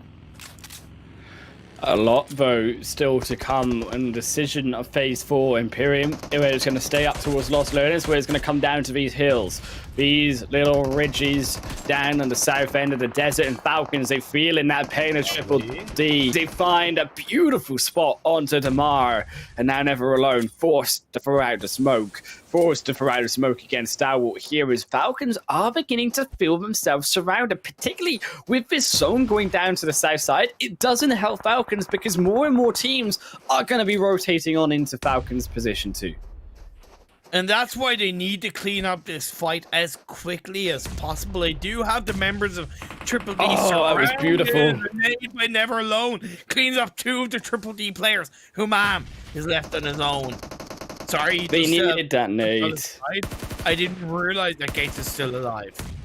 Gates is still alive, and he's still putting out the pressure here on the other side. Imperium, Never Alone, also going to try wrap back around, wrap down towards the south end of this zone, realizing, as you say, that Gape is still alive, that there's still two potentially there. But here is a problem that CONQUEROR now catching themselves out, but also catching themselves, or should I say catching Triple D out for themselves here as Rio finds themselves knocked themselves on the kill feed. Triple D moving back up to Hammam on top of the hillside, willing to just take on a position of scouting between the two teams.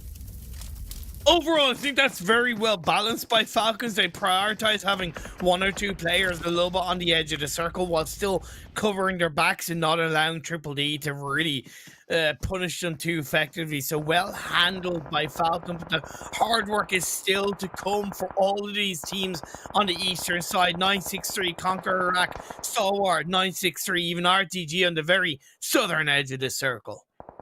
Triple D, Humam is still there, has to move further in, but he's only going to continue to move in onto Falcons. Falcons instead taking another fight now against Stalwart. From fight to fight is CONQUEROR opting instead to go for 963, but Zuxi catches out the nade on into Rio. A second one goes slightly short, but Zuxi here with still Izza holding down the fort in the 2-2 split that CONQUEROR trying to hold. The other 2 players from CONQUEROR really need to try and provide that level of support to an extent. I don't really get why they have a bit of a 2-2 split at this stage of the game. Harima takes advantage, but it's going to get traded by Hamo of NASR. NASR all the way up to the top though with this hillside Imperium. They're the one sniping down from way afar in this fight, but it's going to impact CONQUEROR so much they lose out that entire end of the 2-2 split, because now it's much more free for here 963 to continue to move further in. 963 bailed out by NASR as a result. Twisted Minds and YaLLa are going to get very close to comfort on the western side of the map. Highland was something we need to consider. Dunak continue to have a pretty good spread on the northwestern side, and Nigma Galaxy pushed quite deep into the center of this phase 4. 3-1 split. I do like it.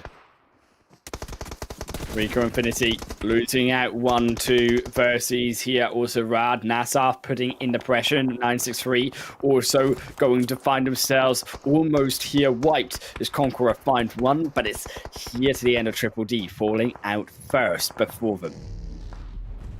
Oh no, NASR, I think it's gone from hero to zero as maybe they bit off more than they could chew. That 2-2 split maybe not quite working out. Hassan is able to at least stay alive. Miracle's a little bit north on the other side of the road, taking on the whole of Rico. And Twisted Minds, you said about them taking his fight, they're still here versus YaLLa. Both of them know the importance of this position coming in through on the west side, and it's Twisted Minds 1-for-1 trade on the knocks, but they're both trying to go for the revives, reset in the fight. But Dami, the second one to go down here for Twisted Minds, is going to cause a big stop in the plans for them.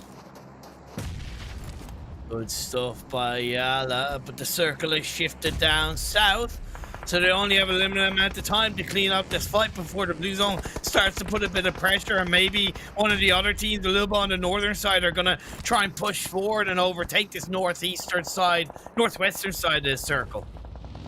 But YaLLa, they're not interested in the fight, as you said. It's Dunak here on top of them. Oh. A nade over the head of Sanji. And it's a third party they're looking for. Rico Infinity, a third game in a row. They'll fall down in 14th position there. Lower gain. But Twisted Minds, they might just join them right here if they cannot stabilize themselves. Versus YaLLa. 2 now down for them. It's the opportunity open. The door available to walk through. But Twisted Minds slam it in the face of the final 2 YaLLa players. As they are beginning to split, looking one into the zone, the rest of the 2 trying to hold off Dunak as well, continuing the pressure on top. Is there Sanji will all be caught, but Ragnar will. Sanji goes down from behind, and Dunak life sets out the table and lays it all for a meal of YaLLa to be eaten and gobbled up. Hoping, just like I'm hoping to get the hell out of there and avoid this fight. He's able to move into the northern edge of the circle, Highland Wolf. That leaves Dunak and Twisted Minds to take their own little bit of an isolated fight, but that's not going to be the case, as Dunak is going to push forward on towards that solo player. YaLLa, well, Twisted Minds are going to focus a little bit more on towards that eastern side and holding their own ground. Down YaLLa go. YaLLa subdued by Dunak. The third party too strong, but it's a fourth from Rad, who won a bit of Dunak too. And they sensed the fight. The fight was slow, and now Dunak have to take a second. The Zed's blue zone pressuring against him, but can the shots aim true? No knocks against Dunak just yet, and because of this, Rad opting again to try avoid the fight though and move elsewhere in the north side into the zone instead. Punishing at Revolution, one knockdown against him. Oh my god, the circle shift, Nigma Galaxy. You couldn't be gifted any better of a shift.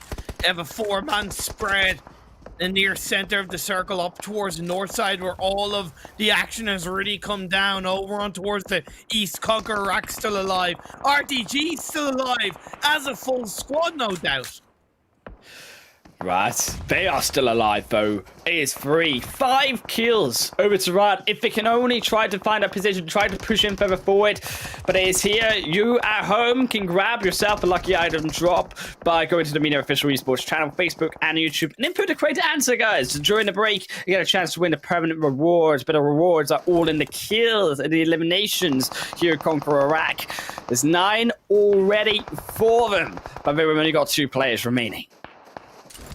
Don't count out KAMIKAZE on the south edge as well, Highland Wolf. They have a couple of buildings in their sights, but how are they going to be able to disengage should the circle shift away from them? Clever Dunak. It's going to go down. You highlighted Rad. They're now up to 6 eliminations. 6, but can they reach up to 7? Dunak, Arif goes all the way in. It's such a risky rotation. Lifeboat follows up, but Arif is already downed. In there, it might be the extras. CONQUEROR will fall first, but then so similarly do Dunak also. And all that does is leaves an easy peasy lemon squeezy for Nigma Galaxy to control that northern side. They have Roof a little bit further in the center, looking down south, while 3 of the players cover the ground in which Rad has laid down on the north side. RTG. They've also got 3 still up. They might lose over a second. There goes Volt. Ralph finds it, but Hamodi snipped straight back by the edge of Rad. Twisted Minds also fighting on the front end. As you said, they've got a position here on the western side. They've got space in onto the zone, but they need to hold it. This is more of this south side, all of the eastern front. Enigma, they are struggling to hold it as these knocks begin to come into fruition. Rad looking for more, but Desha caught on a window. Munir didn't have the angle, and their lord will be able to escape for now, but Munir is hunting him down, knows how low they are, goes upstairs, but only to reload. Back in further forward as Desha looking also for the revive. I think the Munir, if they can look for the revive potentially here, we get 2 players back up. Yes, it is risky, but that Molly stops the plans from Rad. It's beautiful from Lord to cancel out any idea of that revive coming through. Such a difficult end game for Nigma. They started the shift in the previous circle, having 2 players knocked, but they've been able to get back up as a full squad. Rad now down to a solo. The circle shifts down south right into the loving arms of KAMIKAZE. Plus, Twisted Minds looking good on the west. Nigma surviving past at least Rad. 5 kills now for them, the top 5 confirmed, but the zone shifts away. Imperium now phase 7. It's gone away from almost everyone. KAMIKAZE really the only benefactors from this next shift is Hassan. Aldenay bounces up and Hassan lives. For now. Can't believe RTG has gotten themselves back up as a full squad, Highland Wolf. The resilience is there. They're over in the east. Can they take down KAMIKAZE? KAMIKAZE, they won't be taken down just yet. Kaito will eliminate it away. Kante finds the extra second elimination for them. down to 2 for Twisted Minds. 2 eliminations for them as well. But it's KAMIKAZE's position, keep in mind, is also still not in that zone. Eventually, as this phase 7 closes in, everyone needs to move, and RTG the first, maybe biting their nails. And a bit of nervousness here is because Nigma Galaxy, they've already found 1, they've found J9, and it reduces them down to a lower deficit in players. This is good for Nigma. Pushing on the eastern side means they're not going to get punished over on the west. Isolated nades, left, right, and center. Left, right, down they go into the final one. Kasarum is in the center of that smoke. Nigma may have pushed past them. They may have thought the fight's already done.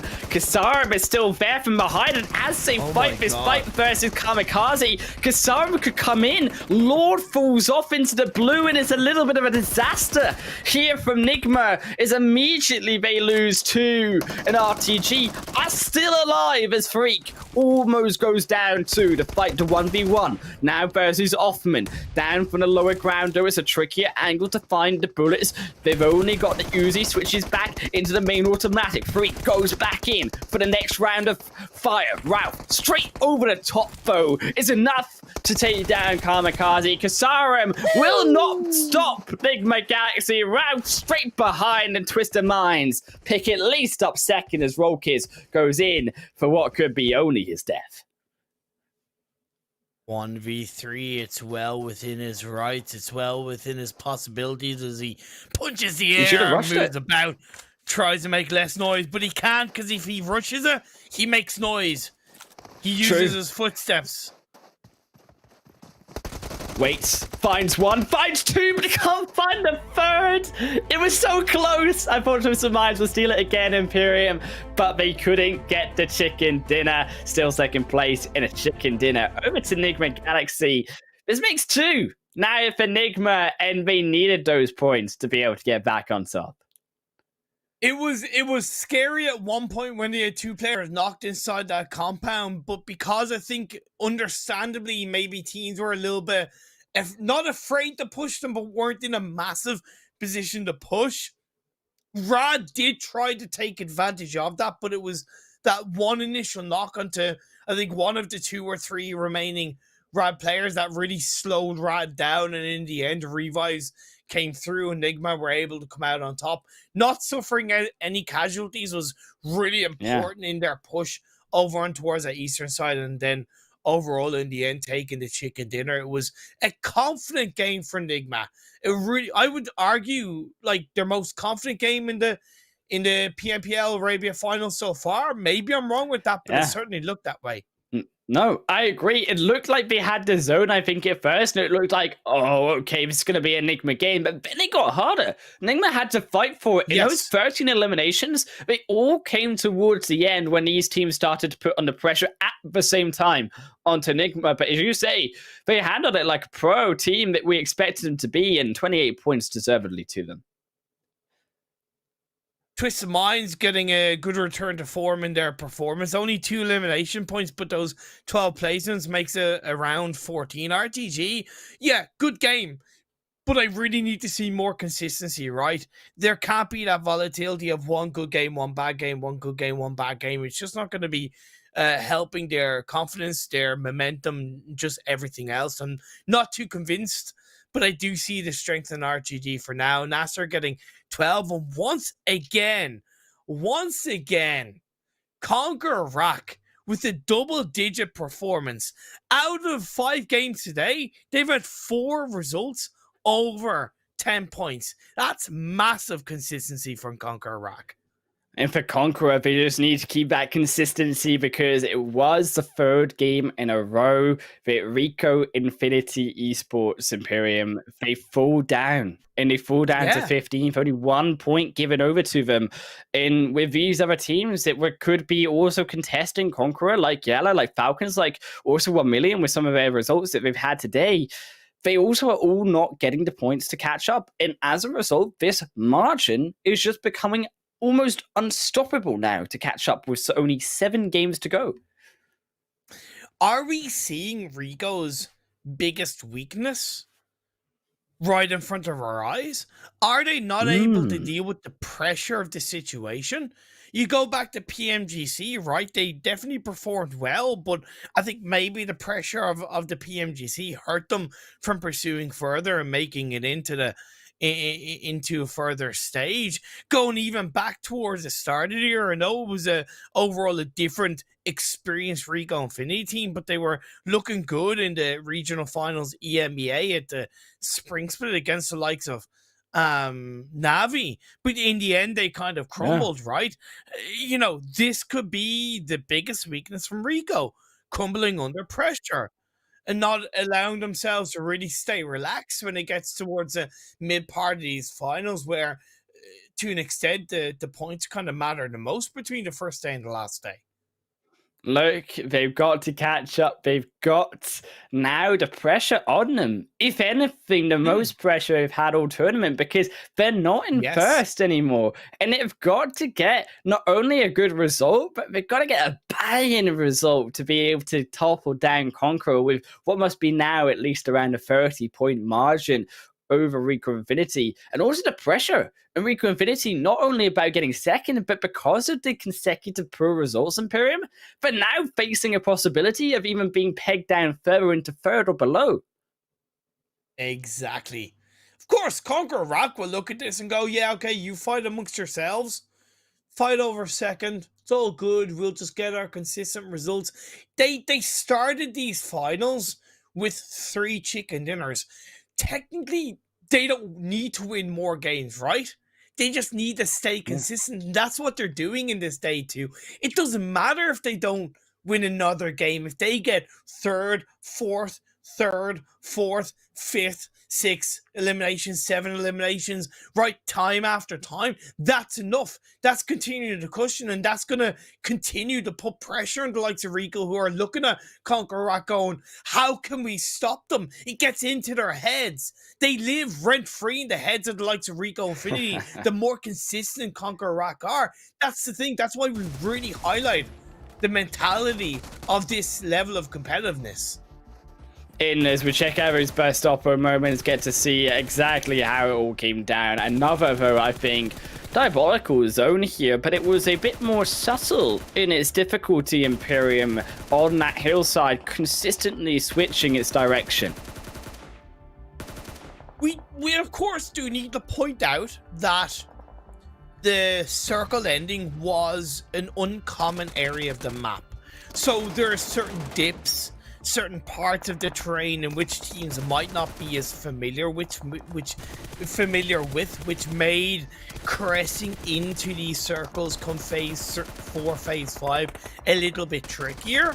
But then again, it's going to allow a lot of these teams to learn from this game, to learn from this situation and carry it forward in towards the second half of the 2022 esports year. Look, it's all down now to Nigma. They've got to also, as you say, keep this consistency going. Consistency with the capital K, keep in mind, is what we are still looking for with these 7 final games. And honestly, for Nigma, quite frankly, if they can keep this up, if they can have these results when they look like they're on fire, because when they do look good, they look so fantastic, Imperium. And it's when they look poor, it's when they start to lose the synergy, I think, in the team together. It's when Nigma look poor, it's when they don't look like that PMGC team we're supposed to see. Yeah, of course, and that can definitely be the case with a lot of teams, but I suppose, once again, we kind of put a little bit more of a heavier weight on Nigma because of what they've shown us before.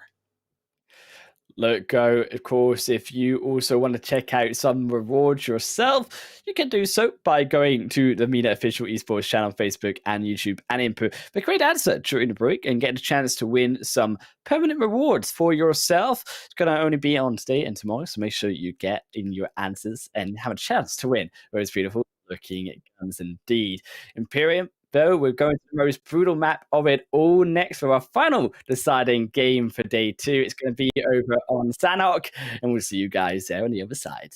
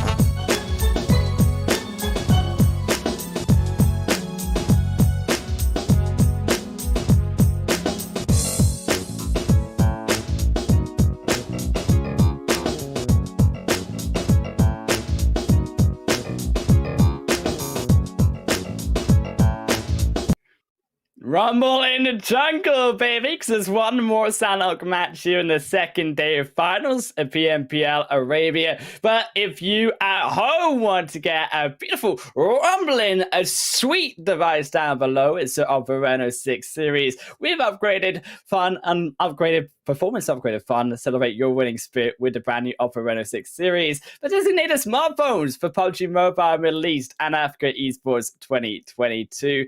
Imperium, you know you want one, right? Oh, yes, I do. And you know what? As soon as I get one, I can join in on the conversation using hashtag PMPL. Let us know. Follow us all on the channels in terms of YouTube, Facebook, Instagram, Twitter, and of course, TikTok. Let us know what you think of the PMPL Arabia Finals. Also, feel free to tag myself and Highland Wolf. Our Instagrams are down below. Do it. Go ahead. Let us know what you think. Look, I know what I'm thinking. I want to see, as I said in my own Instagram, I want to see Rico Infinity Esports get back on board, because it's been 3 slow, quiet games through from them in CONQUEROR rack. They're loving it, because Imperium, they're getting more and more points as we come into our final match away, and they are running away with that first position. They are indeed. Not going to spoil how much of a lead they have after 5 games today. How sneaky of you. But it is a decent amount. Well, look, you know, got to leave something to desire. You know, got to add a little bit of spiciness coming into this already very action-packed final game of the day. Teams are dropping down. The playing path, don't really mention it in Sanhok because of how small the map is. Yeah. KAMIKAZE gonna go pretty close to 1 million in around the cow tap mock area. Only 4K by 4K, so wherever the playing path goes is gonna be okay for these teams. Although not okay here for Revolution. I was wondering if they are suffering any trauma from the rest of 1 million, just absolutely demolishing them in game number 3, and Jesus. the zone will not help them because it's gone all the way up to this northwestern island. Maybe this was a difficult game that we were searching for, Imperium? Like, am I right in saying that the water, even cutting off the river, like not including the river, just to see is about 55% of this circle? That's a ridiculously northern phase 1, and it's a ridiculous battle inside ruins. We don't normally see a hot drop in that area. A ridiculous fight through. It usually is here by Triple D and Rod, but it's Triple D who finish out Rod first, and it's them who come out on top here. But still, it's a fight in between now. Rod moving further down, Munir and Scythe waiting in the lines. If you also wanted to see on that screen a beautiful cash flow, you can open PUBG Mobile and go into the Esports Event Center and participate in the event to earn special items as much and as beautiful as these 2 eliminations that Triple D have already picked up. It could still be turned around by Rad, to be perfectly honest. Highland Wolf, in around ruins, it can be quite volatile because of how kind of in cover and out of cover so quickly you are. There's not so much variable to play with, no kind of small dip. It's just absolute hard cover or no cover at all. Gaith from Triple D does have the high ground advantage. Triple D, Humam beginning now to reset in its Rod, who are holding in the wings, waiting for Humam to come further forward. Matey, maybe waiting here for one to try step out, use the scout, use the information that we're trying to gather and take advantage of that in the 2v1. Of course, nobody, or whoever should I say, kind of wins this battle isn't really going to gain that much outside of the elimination points, because the longer they leave it to engage, the harder it's going to be, and the longer they're leaving it to rotate in across the northern or northwestern island, and the likes of Stalwart could come in third party, maybe even Twisted Minds. So if you're going to close out this team fight and do something with it in a later stages of the game, it needs to be, in my opinion, Highland in the next kind of minute and a half. Still, I think the Triple D have held off a brilliant performance. I mean, Rad, they usually the ones here that have their spot in the ruins. Triple D just completely hot dropping over them rather than dropping around the edge of ruins, which is what usually Triple D do. Nade over by Satan, but they catch him out and it stops the nade from being used. That's crucial here. As Rad re-cook it back through. Triple D Scythe looking for the backwards angle though, however. This is good from Rad. Great suppression. It makes it harder for Triple D to really push in. If I was Triple D, I would seriously just disengage at this stage of the game. We're 4.5 minutes in. Yeah, okay, we're still a minute away from the blue zone starting to close in. But like I said, with this phase on circle, they're giving over vital control on that northwest island. Stalwart UAE, you can see in the distance already moving ahead of them in this terrain.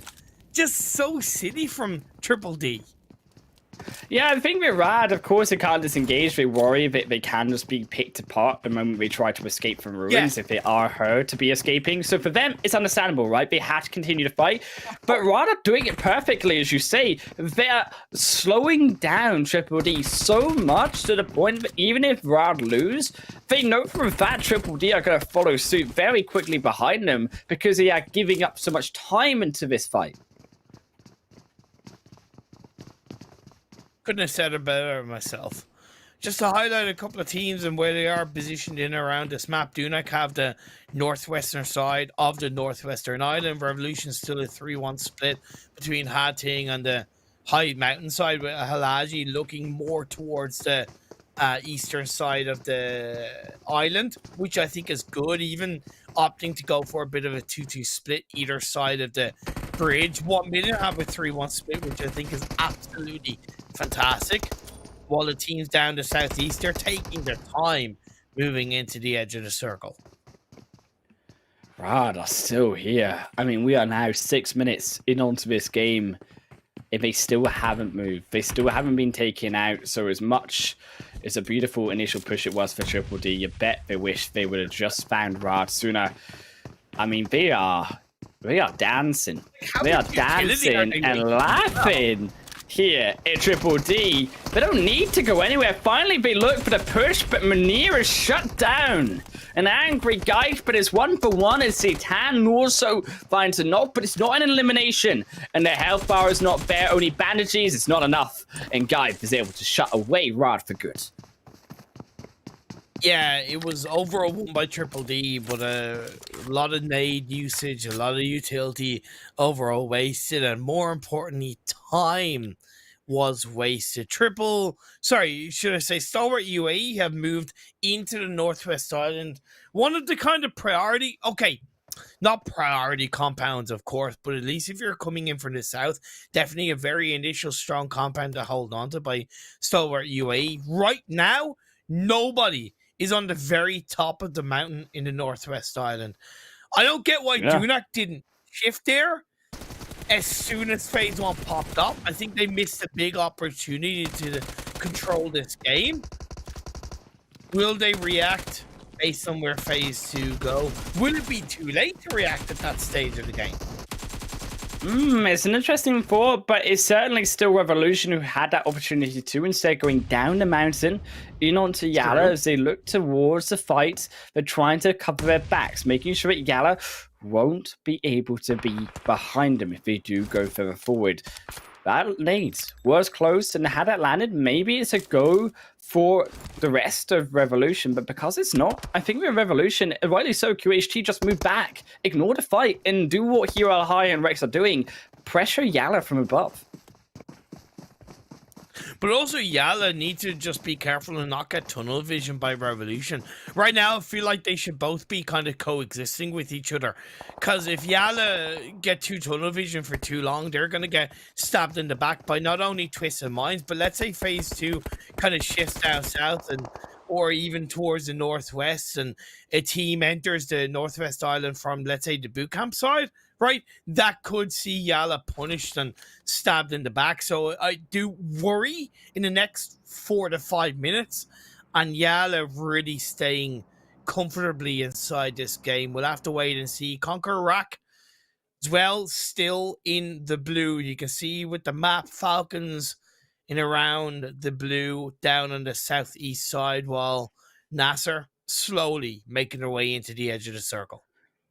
Yeah, I don't think it's too much a concern, but it is going to be later a concern here in Imperium because they're not going to have the information that they will have compared to other teams. And because that zone goes increasingly further towards that northwestern island, not only does it become priority for, I think, Revolution and teams to maybe look now towards that mountain, but it does get worse to the point we just said about this information getting across because, more importantly, that position in the zone Imperium is cutting off, quite frankly, all of that main island apart from where 1 million are. So they are going to have to cross by the end of this phase 2 or else be on the very edge of that zone. I still can't believe that nobody is on top of the mountain. I don't mind from Dunak. I kind of get it. And especially with the phase 2 shift, even though it has gone for the most part kind of down south. But still, Stalwart UAE could have pushed up or at least scouted that area. They haven't. RTG, they are going to scout, unfortunately, a very angry Rico Infinity Esports as they will just be eliminated in 15th position beside Rad, trying to pressure from that northern side, but I think it wasn't done correctly. I think that you could see in the way that RTG were trying to pressure, they weren't really set up for that. They weren't trying to cover each other's backs, and as the zone closes out, they are just going to come in here, Rico, and punish them. Whoa, okay.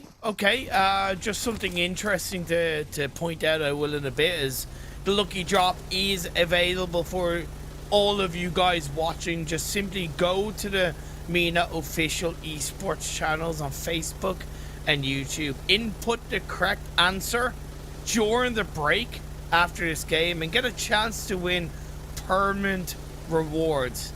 It's there. Take advantage of it. Watch, win. Everybody wins. You can't argue with it.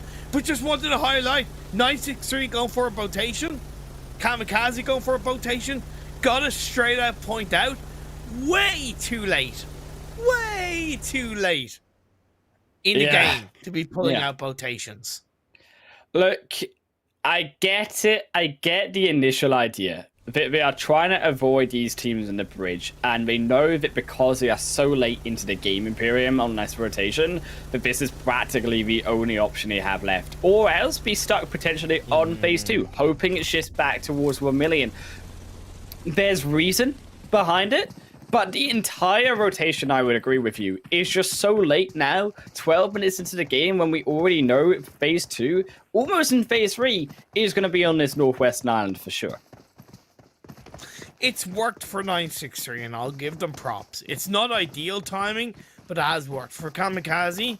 Considering initially how close they even were to that area, there's absolutely no excuse for them not rotating earlier. It feels like it was more of an afterthought where they looked at that phase 2 shift and they thought, oh, we have no other option too late into this phase 2 blue zone closing in, and that worries me a little bit about KAMIKAZE and their mindset and their IGLing skills. It's just a bit of an observation as we're getting ready to move into phase number 3. Still nobody on top of the mountain. Will it shift down south on phase 3? Will we see another continued shift up north and a possibly thing finish? No, it does go down south.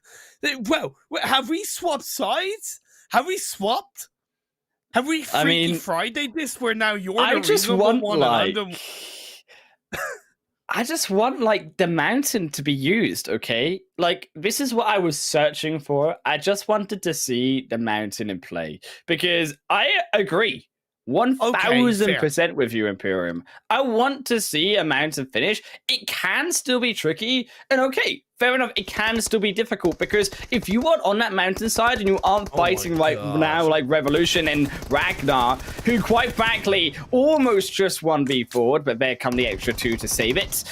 you are going to be in a tricky position later on, trying to get in onto the zone. And it all depends at the mercy of where the zone shifts next, if you are going to be able to live. But not being in on the top of the mountain, hoping you can't distract me like this with these type of beautiful nades, okay?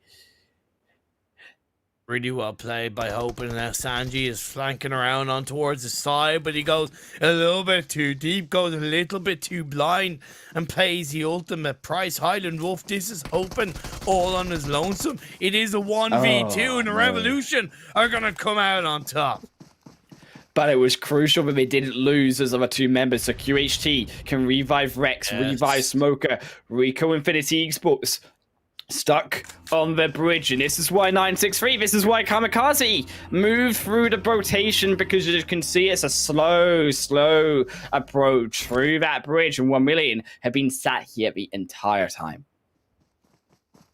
I still can't believe nobody is on top of the mountain.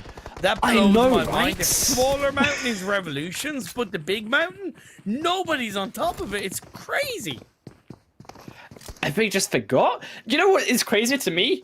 Is it we are in PMPL Arabia PM. This is supposed to be the region that goes onto the mountain. Instead of fighting here, Dunak and KAMIKAZE on the outside, and Dunak is winning the fight 1v4. Is Kante just doesn't care about going in, but finally, Arif, but finally, Kante naded by Aziz.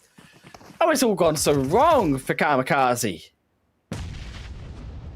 Aziz is on his own on the side. Lovely nade, connects on the lathe, pumps him down to half health.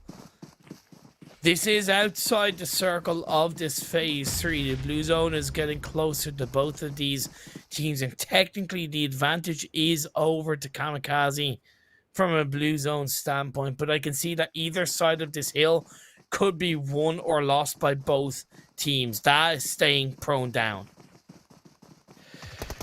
Offman on his own. The blue is only one way, and it's one ticket in onto death. Is there the elimination point is given, but it's a nade on back, and Da is there to surprise them.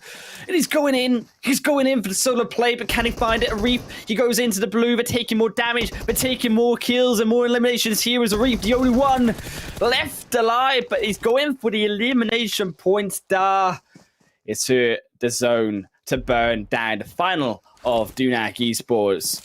It is Da to survive with the duo here of Aziz still alive. He has not moved. He is chilling right now.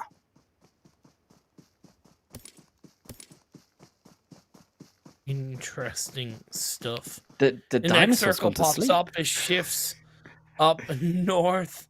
Finally, a team has gone on top of the mountain. That is Stalwart. Fights breaking out outside in towards the edge of the blue. Nigma Galaxy lose a player or two at the hands of Falcon. Now Lord is going to get closer to them. It's going to be difficult to contend with. They're actually taking this fight in towards the blue, and it's going to be a double knock by Lord. It's knock after knock. Is Nigma Galaxy finding the extra knocks, the eliminations in Falcons? They've clipped on all of the 8 wings that they have, but it's last inside of the blue to melting away slowly. But here comes Freak to clean him up and do him justice. Send him into the afterlife for day 3 as Nigma snipe up their 4 kills. I love that little change from Nigma Galaxy. They rotated late and they lost a player going across the bridge, and instead of continuing forward, in which would have been a really tough position to enter, they turned around and they took that fight. Why? Because not only are they going to be able to take the utility away from the bodies of Falcons, but they're also still going to create a little bit of time to enter into the edge of the circle from that south side. So I really like that decision being made from Nigma. Plus, they pick up more points. 4 elimination points, 4 points on the overall rankings is what you're looking for. Stalwart, finally someone is taking up the hill, okay? Finally, Twisted Minds are also doing the same. But it's phase 4 and phase 5. Come on, guys. I wanted to see that mountain used up a little bit quicker for his strength.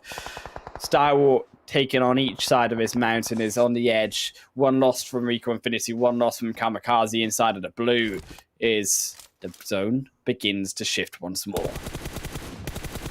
Nigma sent 2 of their players kind of in towards the southeastern edge of the circle as a Hail Mary play. Didn't quite work out. Would have preferred to have seen them take their time by the edge of the circle and then try and at least get a couple of eliminations, because that will help Lord with the heal strat as he's further down below. Rico are eliminated, and unfortunately another poor performance for Rico to end day 2 of the finals. Is the pressure getting to them? It certainly looks that way. 5 games in a row, Imperium. I mean, that sounds like the pressure is getting to them for sure. I mean, 5 disappointing results for Rico after what looked so fantastic, quite frankly, from their first day to actually level with a team who had 2 chicken dinners extra than them. The zone as well going to continue to move through away from the mountainside, actually, as it will not show the love to us, at least. This zone as phase 5 will actually show the love instead here to Revolution, and it's going to be this ravine that it comes off of this side, and a big now descent for these teams to get away. Can't believe that circle shifting over towards the east. Revolution are going to be gifted. The Valley of Death is available for teams to rotate, and that from KAMIKAZE, the last player alive for his team, is going to look to take advantage of it. It's easier said than done to hold on to that Valley of Death, as Stalwart UAE are going to have to move up north down towards the Valley of Death, and Revolution pick up elimination after elimination. It's 1 after 2 after 3 for Al-Hahe. He's trying to get them all. The zone with the help of Triple D takes away the rest. And unfortunately, 9-6-3, a disappointing comeuppance in our final game. Twisted Minds there follow suit, as Stalwart will be the ones to deliver the final blow and bank it all on his own. But he can't get down. He seems a little bit stuck here on the edge of his blue. 1,000,000. They've been somewhat quiet. They stuck to the mainland coastline for most of the game. They were able to at least pick one of the Rico Infinity players off from that position and then sent them back further down towards the coastline and the mainland. 1,000,000 themselves then played across the bridge, and they've been hanging on to the northeastern side of these circles ever since then.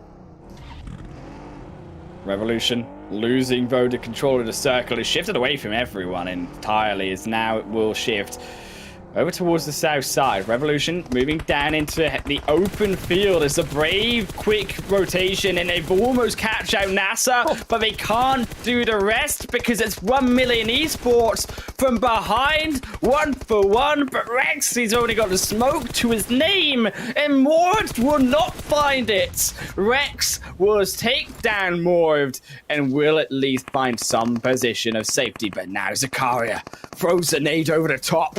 Will it land onto Rex? He moves out the way, sidesteps into the blue to save himself. Triple D down in the background, but it's 1,000,000 who fall to NASR, and Revolution saved by the bell. Oh, NASR there in the south to pick them off. We're down to 16s, but there are 2 teams healing off. That is Riva from CONQUEROR, and I believe Lord from Nigma Galaxy. Stalwart UAE. They've had a tough time in the final so far. They had a tough time towards the tail end of the PMPL League stage, but on the final game of day 2, they might be looking to grab themselves a bit of a chicken dinner, but Vankit is going to have to make his way down the mountain. It's a long, long road. Stalwart, they got the 6-game chicken dinner yesterday. I don't think it's going to happen this time. Vankit seems a little bit too far out of the equation to do anything, really, to upset and steal away the chicken dinner. And with that extra damage onto the blue's going to finish him off. Hahe will suffer the same fate too. Back down with only 3 first aids. Kit to their name is NASR are looking darn pretty. 11 kills, they've got the zone, they've got everything they need, and it's only now the solo here of KAMIKAZE who can't do anything to stop them. But Darkfight won. That's what we were looking for from KAMIKAZE, to bring it to the 1-on-1, and it might not be over just yet.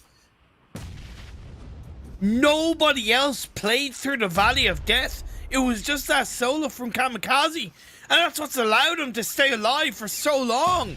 into the late stages of the game. Another nade thrown in the direction of NASR.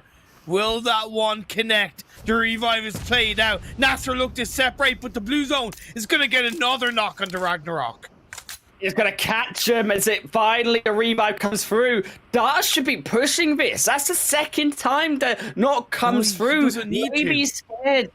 There's also more players too, right? But there could also be more waiting in the wings. There's still 4 alive, so he doesn't know that there could be an extra third party also in this location. Snakes up towards the top side, has the angle if he can find one.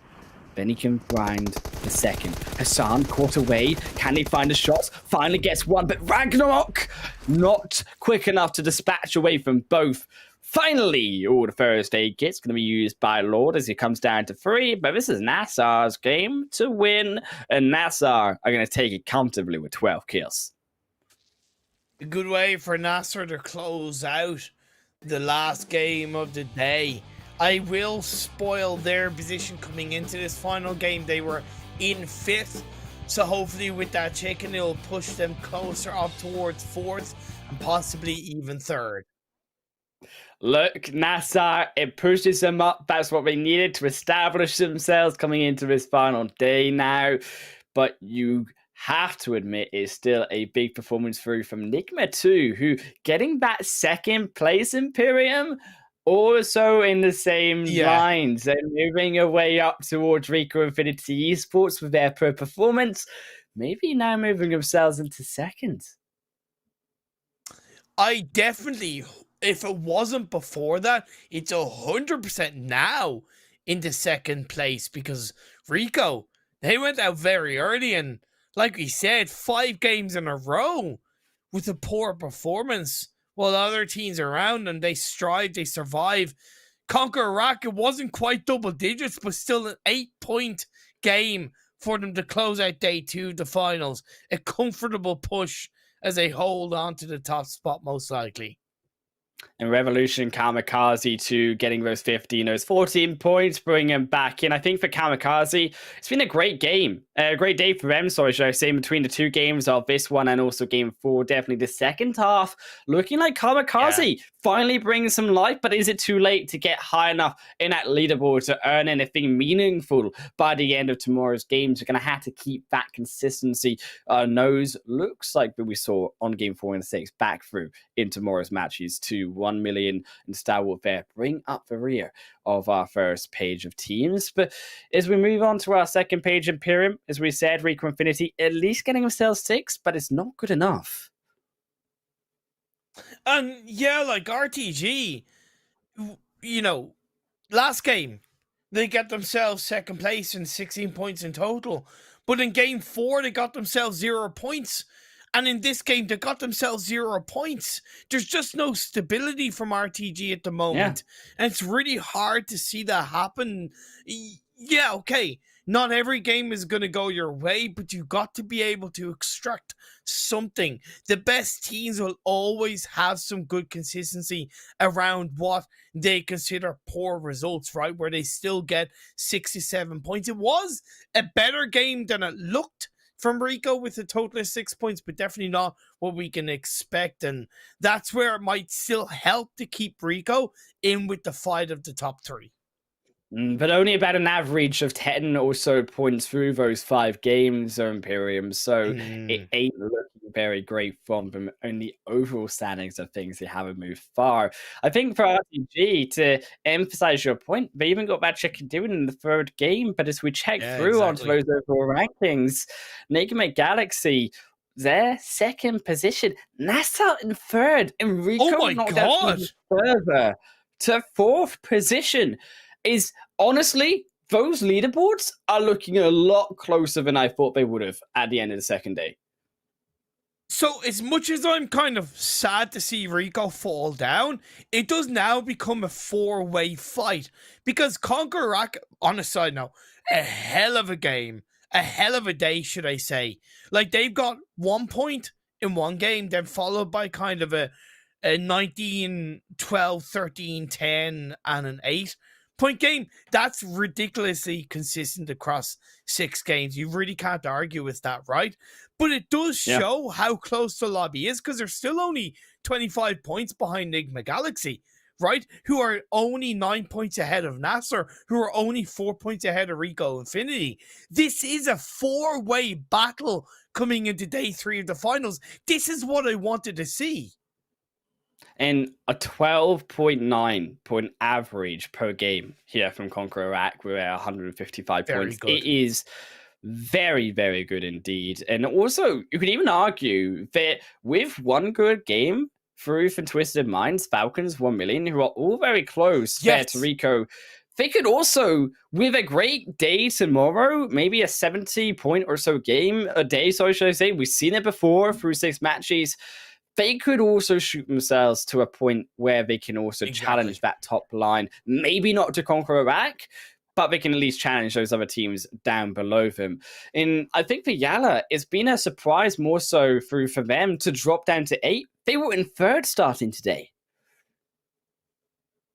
Yeah, I agree. It feels like at times they prioritize eliminations rather than maybe controlling these circles, and that's force them to go out earlier than they would like in a lot of these games. Moving on to the second half of the standings, it's still very close between a lot of these teams. Revolution ended the day on a bit of a positive note, does put them in 9th place. But KAMIKAZE, you highlighted them. They had a very positive day overall, ending up in 10th. Still between them and 16th, there is still only 27 points dividing 9th and 16th. That's really nothing, and despite the volatility of RTG's performances, they are still 13th overall. Yeah, I think also it's been a very disappointing day through from DDD Esports, Stalwart and Dunak, who, despite Stalwart's position in that last game, all of them 14, 15, 16, they can need a hell of a performance, in your words, to get up there on the leaderboard in this final day. We've seen it already through some of our teams in that top half of the leaderboard so far through today's games, but it's gonna need to be a very pressure-filled day, full of great results for these teams at the bottom to even remotely challenge the near top of this leaderboard. Not even the top, I think, is questionable anymore for them. Yeah, it's really about kind of settling your expectations and just try and kind of to an extent perform better than the team above you and the team below you, right? And just kind of take it game by game. Again, we need to highlight that there are going to be a number of regional final spots up for grabs. We don't know for sure how many, but that is and should factor into how these teams are performing outside of the prize pool and what they're really looking to do in the final 6 games of PMPL Arabia. Just to echo what I already said, it's so good to see that it's become a top 4 battle, and I'd love to see Twisted Minds join in on that. Maybe the top 4 teams start the final day with a bit of a poor performance, and then Twisted Minds have a 20-25 point game. That would certainly be something that I would love to see. Look, if it turns into a 5-6-way battle, it only makes for more entertainment, but we've got 6 games left tomorrow. Same time, same place. Zute and yourself, Imperium, are going to be joining for all the action and to see who will be crowned the champion of PMPL Arabia Spring Split 2022.